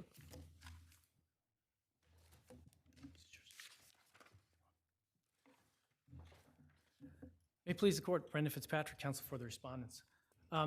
Your Honors, the plank ramp, that did not cause plaintiff's injuries. Well, the pallet jack got stuck. Pallet jack got stuck. And he couldn't move it one way or the other. So now what's he going to do when he's been instructed to move the material? The event where the pallet got stuck is separate from the injury that resulted. It's similar to in Ventricilli where Kinney leased a defective car. The car had a defective trunk. There's no debate about that. The Court of Appeals found that Kinney's negligence was, in their words, manifest, that it was a cause of the subsequent incident when Mr. Maldonado drove into the back of plaintiff's vehicle. That's because the Court of Appeals said that was too attenuated. Yes. So here the question is, if the plaintiff is given the instruction to move these 10, whatever they were, now, and he's doing it, and it gets stuck on a platform that you're on notice is defective, or maybe not proper for the job, it's foreseeable that he's going to try to lift it, or he's going to try to do something to accomplish the task that was given to him. Your Honor, I believe it was foreseeable. The complaints that were made about these planks or ramps was that it was potentially a tripping hazard. That's why when Your Honor mentioned that when these heavier objects, such as man lifts and the other lifts that plaintiff actually mentioned weighed 5, 6, 7,000 pounds because they were basically the high-rise lifts that he mentioned, which went up 30 to 40 feet in the air. Those, when they went over these ramps, they didn't break, but they did say that, well, you know, they were raised a little bit when they went over. That could cause a tripping hazard.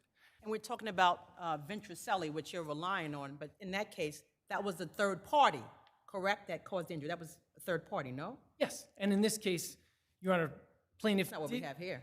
It's different. It's similar here because we have a plaintiff who actually tried to lift, whether it's 400 pounds, 200 pounds, a significant weight with one arm. At page 115, again, it's about 6 inches off the ground, and plaintiff admits that he attempted to lift it with one arm, his right arm. But, I mean, couldn't there be more than one proximate cause of plaintiff's accident? Clearly, the accident would not have happened. One proximate cause of it is that the ramp failed. And the ramp failed, causing the pallet to get stuck. So it's not like either or, it can be both, right? Your Honor, I think, again... If the ramp didn't fail, would the plaintiff have gone and lifted the pallet? No. So the fact that the ramp failed is at least possibly one cause of the accident. Could be both.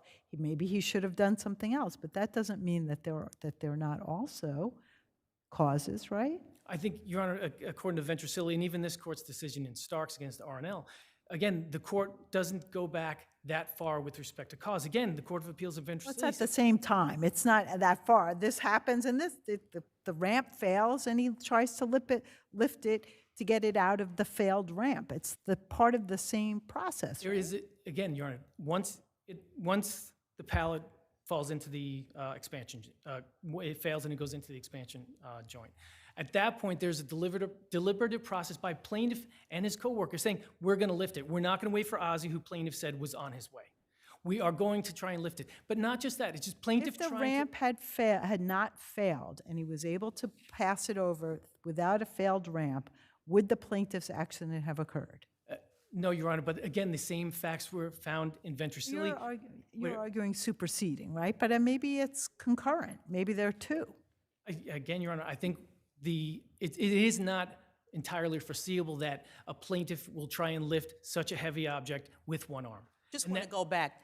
Did your client present any other alternate means in how to perform the work? No, I believe that the pallet jack was appropriate for it. I don't think there's any debate that the pallet jack was appropriate.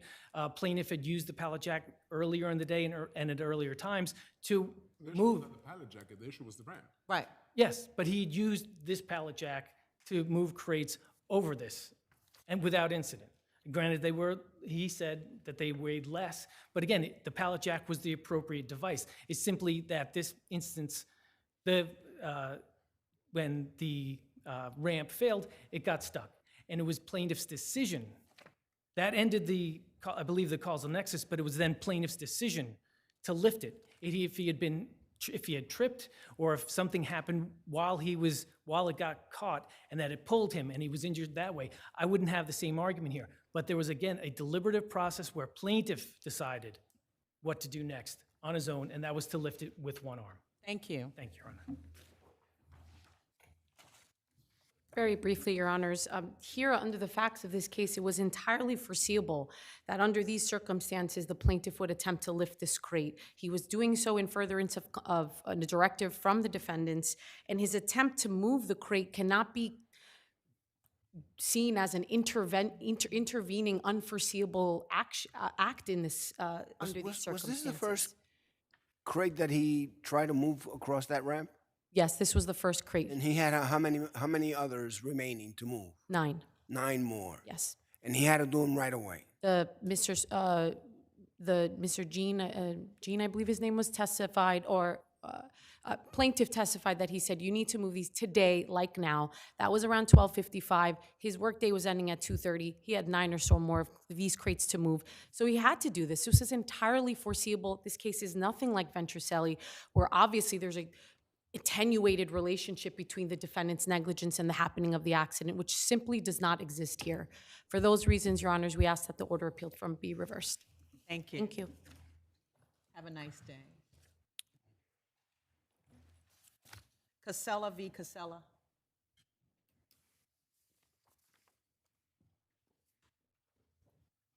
Good afternoon.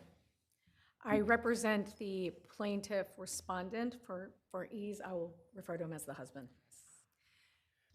This court is aware this is an extremely protracted proceeding. Motion number 24. It's actually now at 36 below. And what I really wanted to get up here and speak to the court about is that Ms. Cassella's fourth attorney is now no longer in the proceeding because she made a motion to be relieved. And yesterday, or a couple of days ago, the order to show cause was signed for Ms. Cassella to try to recuse the current judge. The first trial ended in a mistrial because Ms. Cassella's third attorney failed to observe any of the deadlines in front of Justice Hoffman. The fourth attorney, after this court, or not this court, I'm sorry, the lower court issued an order on November 18th, 2024, granting my firm $100,000 in fees, granting the wife's firm and Ms. Balatzis, who thereafter made a motion to be relieved, $50,000, and also the attorney for the child's legal fees. Ms. Balatzis, on behalf of her client, sought a stay for even the attorney for the child to go without pay while a trial continued. Counsel, but wasn't the motion to be relieved as counsel? I'll address Did anybody move for attorney's fees? I did, and I'll explain that because I've been present for about 30 of 36 motions in this proceeding. So just briefly, Ms. Balatzis took the $50,000 that was awarded to her. So all of her arguments about there not being an application for fees apparently didn't apply to her. They only applied to me and to the attorney for the child. Now, motion sequence 19, which had been filed in February, sought a release from escrow of funds. And motion sequence 19 also, well, that was decided by Judge Hoffman just before he retired, also was held in abeyance and sent to a special referee for a hearing. That order, motion sequence 19, also stated that except for emergency applications, it was held in abeyance. And clearly, after neither Ms. Cassella nor her attorney showed up on the first day of custody trial number 2, and the forensic expert testified in their absence when they failed to show up in court, and then Ms. Cassella failed to show up in court for another day because she said she couldn't fly from Kentucky. That is when we found ourselves before the court with me seeking relief. Now, at the time that my law firm sought relief, it's not because my client has any... That's not the motion that's on appeal, counsel. The motion that's on appeal is a motion to be relieved as counsel, right? And such other and further relief as the court may deem just and proper. And let's not forget that this is a 6-year proceeding, that the other motion was still pending, and it was clearly an emergency at the time that I am seeking to be relieved. Counsel, I allotted 2 minutes, but it's probably now about 4. I apologize. So no need to apologize, but I've given you extra time, and we've heard it, and we'll review the papers. Thank you so much. Thank you. SNM Bronx, Inc., Diversified Planning.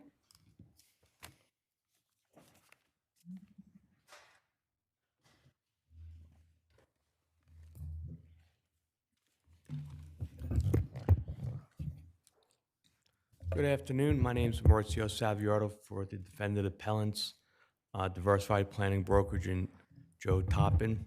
The sole issue before this court in this appeal is whether or not there was a special relationship in this retail broker-client relationship. And why, aren't there issues of fact in light of the plaintiff's testimony? If you look, there's 3 specific points in the record I would ask the court to go look at that address that specific question. The first is on page 959. The second is page 103. and the third is page 656 in the record. There are no issues of fact because even assuming that the broker accepted a duty or assumed a duty to assist with the audit, there's no issue of fact as to whether or not he breached that duty. The only testimony is that he was directed the insurance to comply with the audit. There was no question as to any communications as alleged in the brief that he spoke with the broker or spoke with the accountant or spoke with the insurance company to So are you comply with the audit. confining it simply to that portion where the plaintiff is supposed to do an audit and doesn't do it, and because he was relying on your client to somehow help with that? Or? Well, the allegation raised for the first time in opposition to summary judgment is that my client said, we'll take care of it. Right, because their relationship, and we're talking about special relationship, over the years. There's been no prior occasion. No prior occasion that the defendant. Over a decade. Right? 11 to 12 The only years, thing he 6 did over the decade was place insurance that was requested. The only other thing that showed up in the decade was there was a prior audit in 2015, and that's what's being conflated with the 2018, 2019 audit that's at issue. The 2015 audit, if you look at page 103 in the record, is the document that the plaintiff signed, and the only testimony is my client said, provide us with the information and we'll give it to the broker. We'll give it to the insurance company. There's no dispute that information was not provided. Now, 4 years later, there's another audit. Same situation. The plaintiff claims that my client says that he would assist him with the audit. Even assuming that to be true, there's no disputed fact that at this point, because the first audit was not complied with, the insurance company wanted more onerous information. They actually wanted documents, sales tax documents and sales report documents. Okay, what It's about the undisputed. testimony that the plaintiffs were advised that anything that came into their possession, they would take care of it. Minas was told he would take care of the audits. There was testimony by Savan that defendant handled every aspect of the insurance policy, including policy changes and increases, handled all of the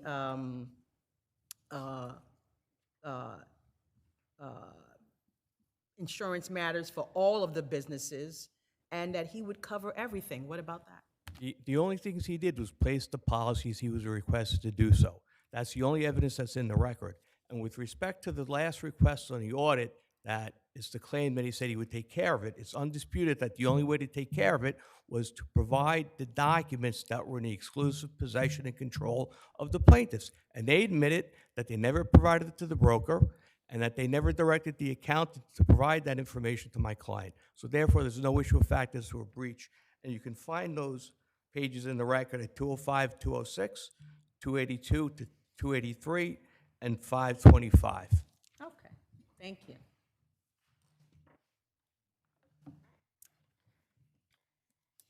May it please the court, Jerry Misk for the respondents. Also, can you respond to your adversary's last statement that the necessary documents were in plaintiff's possession? They may have been in plaintiff's accountant's possession, but the testimony in the record is also that the broker was interfacing directly with the accountant. Again, assuming duties beyond that, which is signed under common law. When you say there's no evidence in the record of him doing these things, as Justice Rodriguez pointed out, is Mendez. going on. Mendez, Rodriguez. I'm sorry. Justice Mendez. They're in different order on the paper. This is going on for 10 years. That's in the record at page 142. He handled 3 audits, not just one. That's in the record at page 75 and page 652. They had multiple businesses, something like 6 businesses, over 20 policies. That's in the record at 643. The testimony from Sevan is that he was acting as the in-house insurance manager and basically handling everything for them. He completed the applications, including the revenue estimates. That's in the record at 205. He interfaced with the landlord, the record at 252. He interfaced with He suggested lawyers for these folks. Did they ever handle a prior audit? He handled a prior audit in 2015, and the testimony from Sevon was that he signed it at Mr. Topin's request, and Mr. Topin interfaced with the accountant to get the appropriate numbers to put in there. Did the same thing when this audit came around, the audit that ended up leading to the non-renewal of the policy. And in fact, there's some credibility issues here because he says, and he wrote in his field notebook, which is in a composition notebook so you can't rip pages out, that he brought the audit documents to Sevon at the gas station in the Bronx on September 25th. Well, on September 25th, Sevon was in Turkey. I don't know how the entry came to be in his notebook. I don't know how he testified under oath that he was there and saw Sevon, but that just didn't happen. There's credibility issues here that must be addressed by a trier of fact. It's simply not suitable for summary judgment. The reply brief, the defendant also discusses what he believes is a superseding intervening clause by my client settling with his landlord in a rather onerous settlement stipulation to preserve his lease. What they were doing was actually mitigating the damages. Had they lost this very valuable lease for the gas station in the Bronx, the damages would have been even more severe. Yes, they had to accelerate some of the rents. Counsel, can you explain what the difference is between your breach of fiduciary duty and your negligence claims are? I cannot, and I would concede that issue on the breach of fiduciary duty, Your Honor. We should dismiss it and the detrimental reliance? And that's why I did not argue that. So we're left with negligence, right? The negligence, Okay. and clearly there are duties assumed in addition to those fixed under common law. There's multiple issues of fact here that the court below found, and I don't think that should be disturbed by this court. Unless there are other questions, I'll rely on the brief. And I apologize, I got the names wrong, Your Honor. It's fine. Just wanted to clarify. Your Honors, very briefly, the only citation in the record to my client supposedly interacting with the accountant is on page 656, and when you read that portion of the record, it's discussing a communication between my client and Mr. Sevon, where he's directing Sevon to tell the accountant to give him the documents, which never occurred, it's undisputed, and that's related to the 2015 audit. With respect to the 2018-2019 audit, it's conceded that the plaintiffs never directed the accountant to provide my client with the documents, and they never directed my client to get the documents from the accountant. Therefore, there could be no issue as to a breach. So even if the duty was assumed, it wasn't breached, there's no evidence, nothing is cited in the record to establish that. The 10-year relationship was simply placing insurance that was requested by the third-party administrator of the plaintiff, run by BP, which required, so each year there was a new specific insurance amount that was requested in terms of coverage that was complied with. That was the nature of the relationship. It was a straight retail broker relationship, Your Honor. And I thank you for your time. Thank you both. Enjoy the day. Valz v. Central Parking System of New York.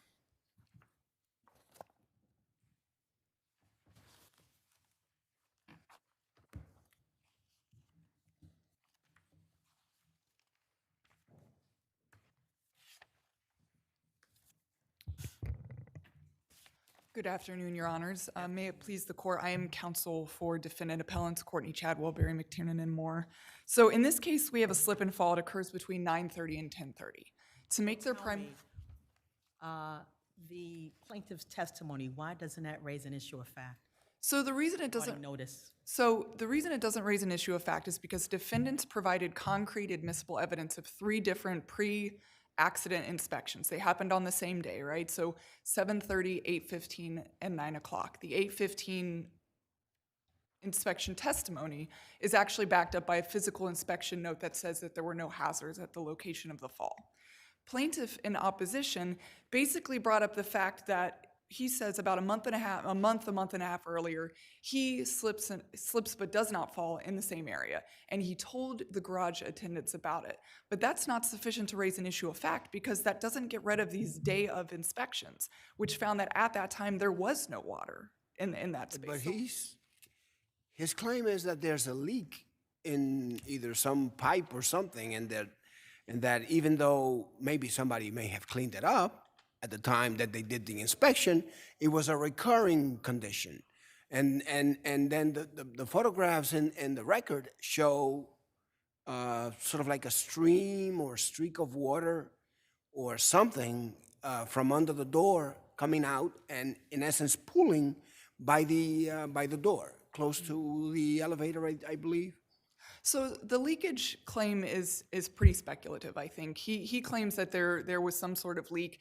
It started out at deposition with him insisting that there was a leaky water pipe. So he falls in the elevator bay. And next to the elevator bay, there's a door that goes to an interior stairwell. His claim at deposition was that he was insisting, even though he never saw it, that there was a leaky water pipe in this interior stairwell.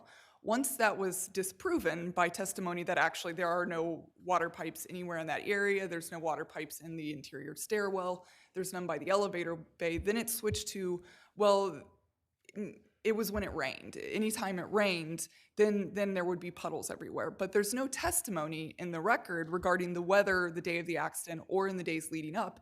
And plaintiff said for his part, he doesn't remember what the weather was. So again, this is all, I think...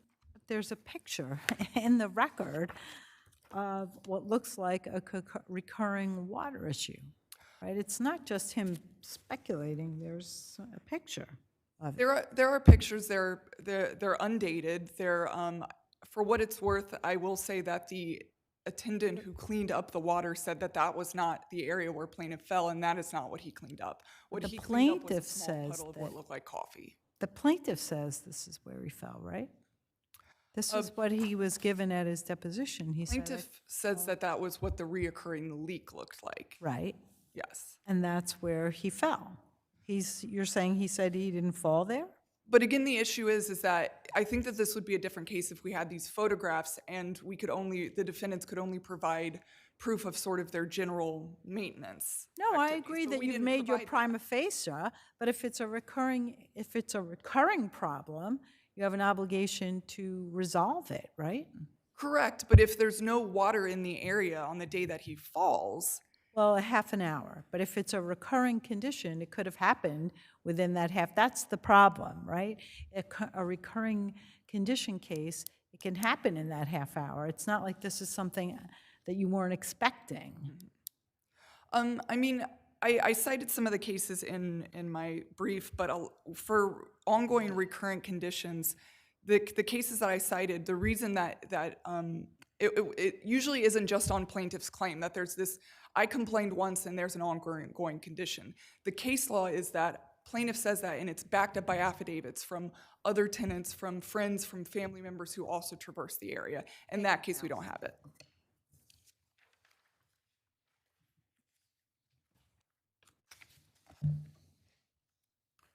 May it please the court, my name is Jay Breakstone, and I represent the plaintiff respondent. This is a classic he said, she said, which we frequently leave to juries to decide who's telling the truth and who's not.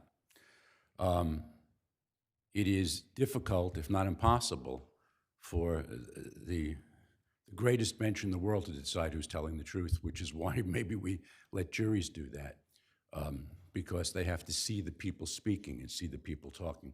We only see a record here. The record reveals this conflicting testimony. Not only does the plaintiff say that he fell... What's the conflict? The defendant says, I looked at that area a half an hour before and there was no water there, right? So that normally would meet their burden, and how have you raised an issue of fact? It's an issue of fact because it happened before. And in fact, the plaintiff went and complained to the same manager who now says that she still doesn't see the water. And she never followed up that complaint, apparently. There's no indication there was a writing of that complaint at all. The other testimony is from the garage attendant who has nothing in writing. He just says there was no water. But when he comes back to clean up the water and put up the safety cone, in fact, it's not just clear water that just appeared. It's dirty water with coffee in it, which indicates that it's not only a leak, but somebody else came past it. Now, the fact that the plaintiff tries to figure out where this water is coming from in this regular manner is neither here nor there for our purposes here on the motion for summary judgment. The fact is there's water. The fact is he slipped. The fact is he slept. Wait, are you saying that he is he's saying that that water was there a half an hour before the accident? Oh, no, I'm saying, So that I'm unclear. he doesn't know the time, but I'm saying that the fact the water was there and the fact that the garage attendant says there was coffee in that water indicates that it was there for some period of time before. Now, the general manager. You're not claiming you're not claiming this is a recurring condition. It could very well be reoccurring, because if it's a leak from a pipe, or a leak from the roof, or a leak I from guess something what I'm else. trying to understand is if it's a cup of coffee, why does that automatically mean that it was there for a half an hour? Then I misspoke. There was coffee in the water. It wasn't just a coffee spill. There was coffee in the I'm water. trying to figure out what's the significance of that. Well, it means that somebody else dripped coffee into that water. And it's something that didn't just occur immediately when he was at the elevator. And the last time it was the same thing. The water was already there. And the fact that the manager of the garage just writes down, looked at it, nothing there, is really neither here nor there for our purposes on this motion for summary judgment. Might convince a jury. So I'm looking at the record at 689, and there's a daily inspection report. And it says, water again on stairs, I believe. 4th level, stairway. It's kind of difficult to read.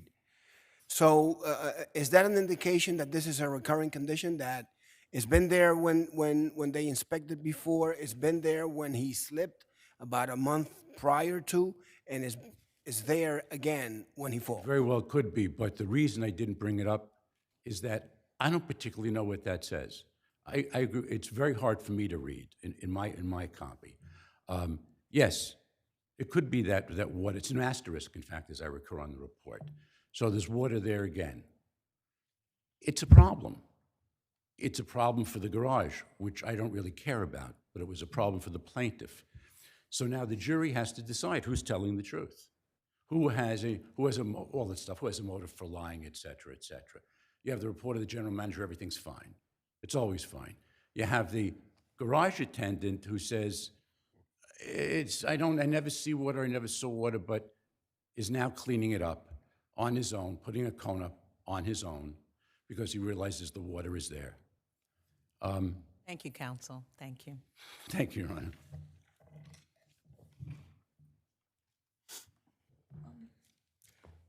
I would just like to quickly address Your Honor's point about I believe it's a March 22nd note that refers to water, it references the water on the stairs.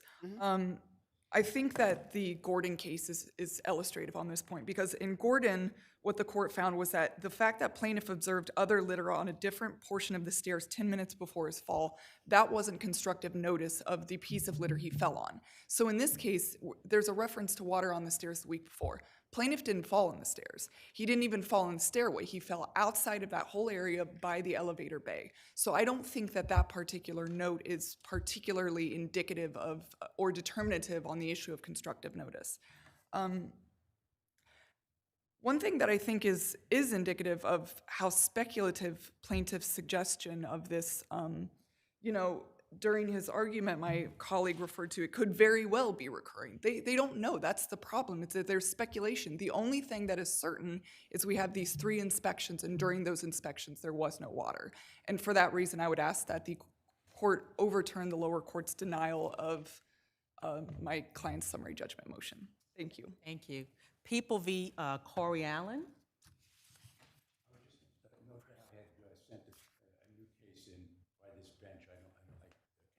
I saw it on ISF. All right, thank you.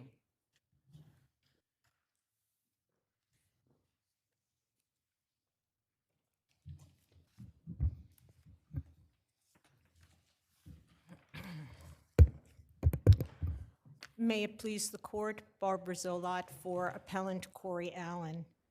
Your Honors, to begin, under the unique procedural posture of this case, the only issue properly before the court is Erlinger's retroactivity with respect to Mr. Allen's final conviction. I think there's another issue even before that. What about the applicability of that case? Well, that's why I started with saying the issue is only retroactivity, and the reason why the applicability of Erlinger to tolling is not before this court is for two reasons, two procedural reasons based in longstanding appellate doctrine. The first is that preservation bars this court's review of the merits ruling, which was favorable to Mr. Allen. And the reason why preservation bars it is because the people chose not to contest the applicability of Erlinger to tolling. They did mention to the trial court that the decisions on Erlinger on the lower court are varied, right? And trial courts have come to very different conclusions. So isn't that arguably preservation? Well, first, the people aren't even contesting that. On appeal, they're not disputing that they didn't preserve it below. But if well, that's the first question I'll ask them. Excuse me? That's the first question I'm going to ask them. Right, to them. They aren't arguing preservation on appeal. But to your Honor's point, no, simply pointing out the split is really very similar to what happened in People Against Moore, where this court found that Moore, the court never ruled on it. That's a separate issue, true, but the point is preservation applies to the people and they have to make their position known. Simply pointing out a split is not making any argument from that. But the court took their position on the split as opposition. Well, but their position on the split, let me put it this way, the court's decision on the applicability of Erlinger only preserves it for the party making the actual protest. It doesn't preserve it for the... Preserves it for the defendant had the defendant lost. Exactly, preserves it for... There's no cross-party preservation, and that's per CPL 470.052, and the case law that interprets that preservation section, that when a court's ruling can preserve an issue, but only for the protesting party who's raising the error on appeal. So could we reach that that issue in the interest of justice?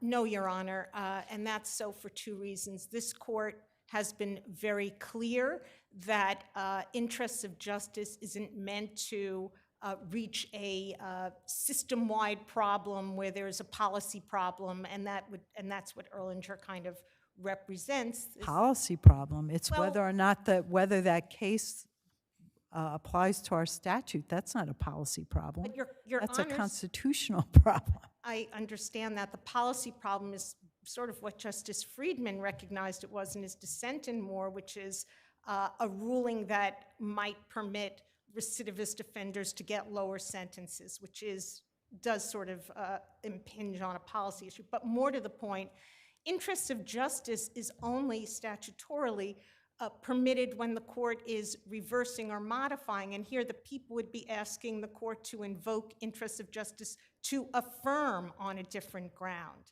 Counsel, assuming that the issue was preserved, just assuming, right? Would Erlinger be applicable? Erlinger would absolutely be applicable to the tolling question. Why?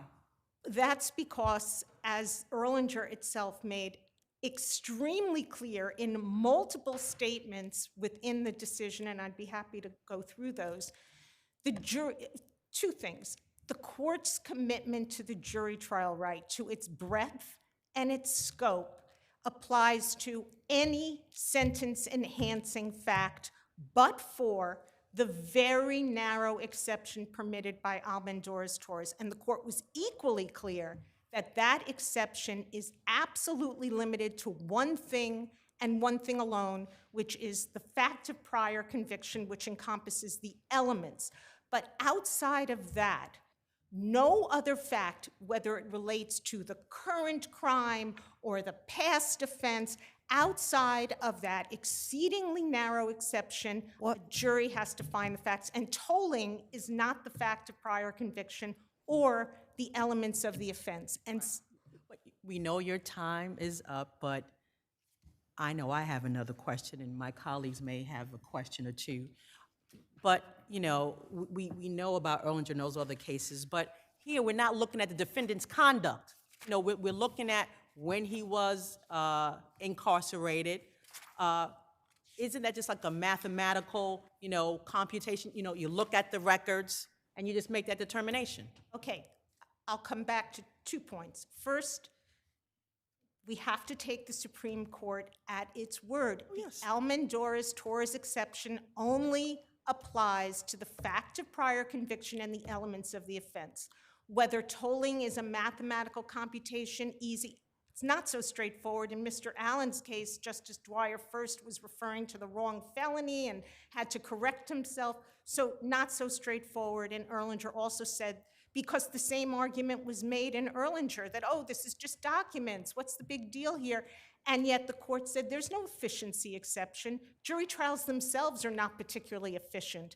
You know, the fact that it may be straightforward and it's really efficient and for a court to do it is not what controls the analysis. If it's not within the Almendarez-Torres exception, then it must be decided by a jury. And that's what Erlanger said.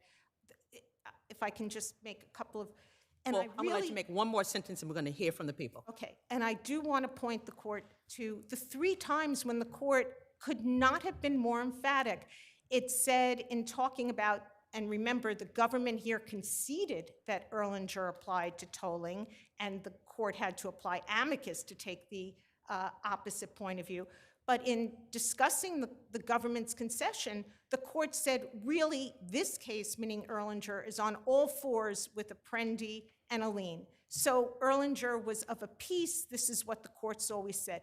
Then the court made the point a little bit impatiently because amicus was saying that facts about the prior offense come within the Almendarez-Torres exception. Because in Erlanger, that was the debate, that the separate occasions inquiry was about the prior offense, and amicus was saying, but the jury trial right only applies to facts about the current crime. And Justice... I said one sentence, but I gave you 2 extras. That was 3, so we're gonna hear from the people. Justice Gorsuch said we've repeated it to the point of downright tedium that Almendarez only applies to this limited thing, and that would not include tolling. Okay, thank you.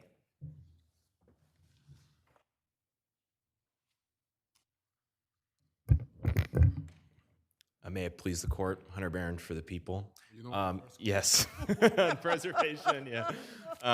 Yes, no, the people did not preserve this below. I think our position here is that preservation wasn't necessary, that this is distinct from Moore because this is... More importantly, do you concede that Erlanger applies? No, Erlanger does not apply. Well, you asked the court in the alternative to impanel a jury. Yes, we did, in the interest of caution to impanel a jury. I would not interpret that as a concession that Erlanger applies to tolling allegations. And for the reasons we lay out in more detail in our brief, Erlanger would not apply to tolling allegations. Erlanger was involving a completely different question about separate crimes that was much more fact-laden. And it also involves, tolling itself mitigates a defendant's sentencing exposure. It does not enhance it. And of course, that the Court of Appeals has already ruled before Erlanger several times that tolling allegations are not included in a defendant's Sixth Amendment right to a jury. So on this appeal, are you telling us we have to assume that Erlanger applies? If your honors do not reach the merits or determine that you can't reach the merits, then it would be on the assumption. So that's a question of whether you preserved it, because if you didn't preserve it, how can we reach it? I think our position would be that preservation isn't necessary here because it's distinct from Moore. In Moore, it was the people's appeal, and here it is the defendant's appeal bringing this case to the court. Why isn't it not necessary? Here it's not necessary. In addition to this being a defendant's appeal, the court below also ruled on the Erlanger question. That makes this very different from Moore. That did not occur there. But even setting... What about your adversary's what she said about a cross preservation, right? That's not a thing. It's you have to preserve your own. I would disagree with that, Your Honor. I think here, because the defendant is bringing this appeal and because it is the court's ruling, that ultimately this court can reach it. But I would also add that this court could also reach this in the interest of justice, even putting aside preservation. The interesting thing that what your adversary said, that we will be using our interest of justice power to affirm, which is, I don't recall ever doing that. Here, I think it's technically, it would have the effect of modifying the court's order below. Because the court ruled that Erlinger did apply, if this court said Erlinger doesn't apply, that would be modifying the court's effect of modifying the court's decision below, and that would have collateral effects on future 440-20 motions and things like that. But even setting that all aside, I do want to just briefly move on to the retroactivity point. Because I think it's important that there's this very high bar here for retroactivity.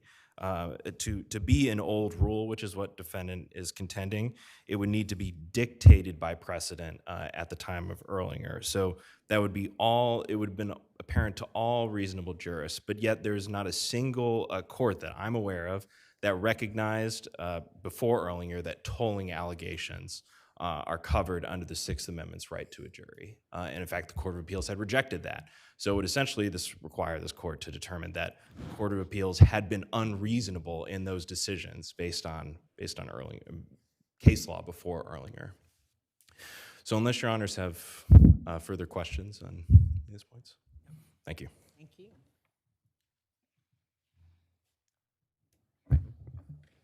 On these procedural points, just to finish that piece up, think of the cross-party preservation bar as when co-defendants, the rule around co-defendants, where a co-defendant can't piggyback on another co-defendant if they don't expressly protest themselves.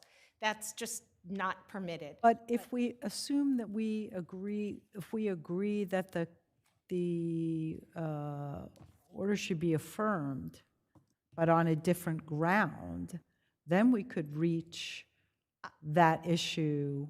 In the interest of justice? I think because if you bring up the order, the order brings up everything in the order. That's right? Your Honor, there are statutes that address this, and what the people are looking for is an affirmance on a different basis, not a modification. They're looking for an affirmance of the order on a different basis where there's a lack of preservation, and they're talking about interests of justice. Statutorily, that's just not permitted. As for this idea that the court decided it, that's not a free-for-all that any party can then just argue whatever they want. There are doctrines and rules, and there's La Fontaine to boot. There's La Fontaine to boot, where there's the adversity rule. This isn't a decision that is adverse to appellant, and that alone bars the court from reaching it, which leads me to what Your Honor said. Yes, we are asking the court that to assume. Well, let me just say, the court below denied your motion, your 440 motion. Yeah. Right? And in your argument, you argue two things. Erlinger isn't applicable, and it's retroactive. Right? Is applicable and retroactive. I'm sorry. Yeah, right. And the court agreed on one, but disagreed on the other. Right. And now you are appealing. And you're saying you only appeal, oh, I see. What you're saying is you only appeal the part of the order that is... Part that's adverse to us. Adverse, right. And on Right. If I could just make one point about retroactivity, because that's what we're saying is really the issue here. Once again, everything the court said and said repeatedly shows that Erlinger was dictated by prior precedent. It was dictated from Apprendi through Aline, through all the intervening cases that both state that any sentence-enhancing fact must be decided by a jury, except for that limited, narrow exception of fact of prior conviction and the elements of that offense. Outside of that, and tolling falls outside of that, it must be decided by a jury, as multiple lower courts, including the lower court here, has found. And it's years of precedent that dictated the result in Erlinger, and that would dictate it being applicable to Mr. Allen's conviction, notwithstanding that was final. And he protested this. This is fully preserved. Thank you very much. Enjoy the day. Thank you.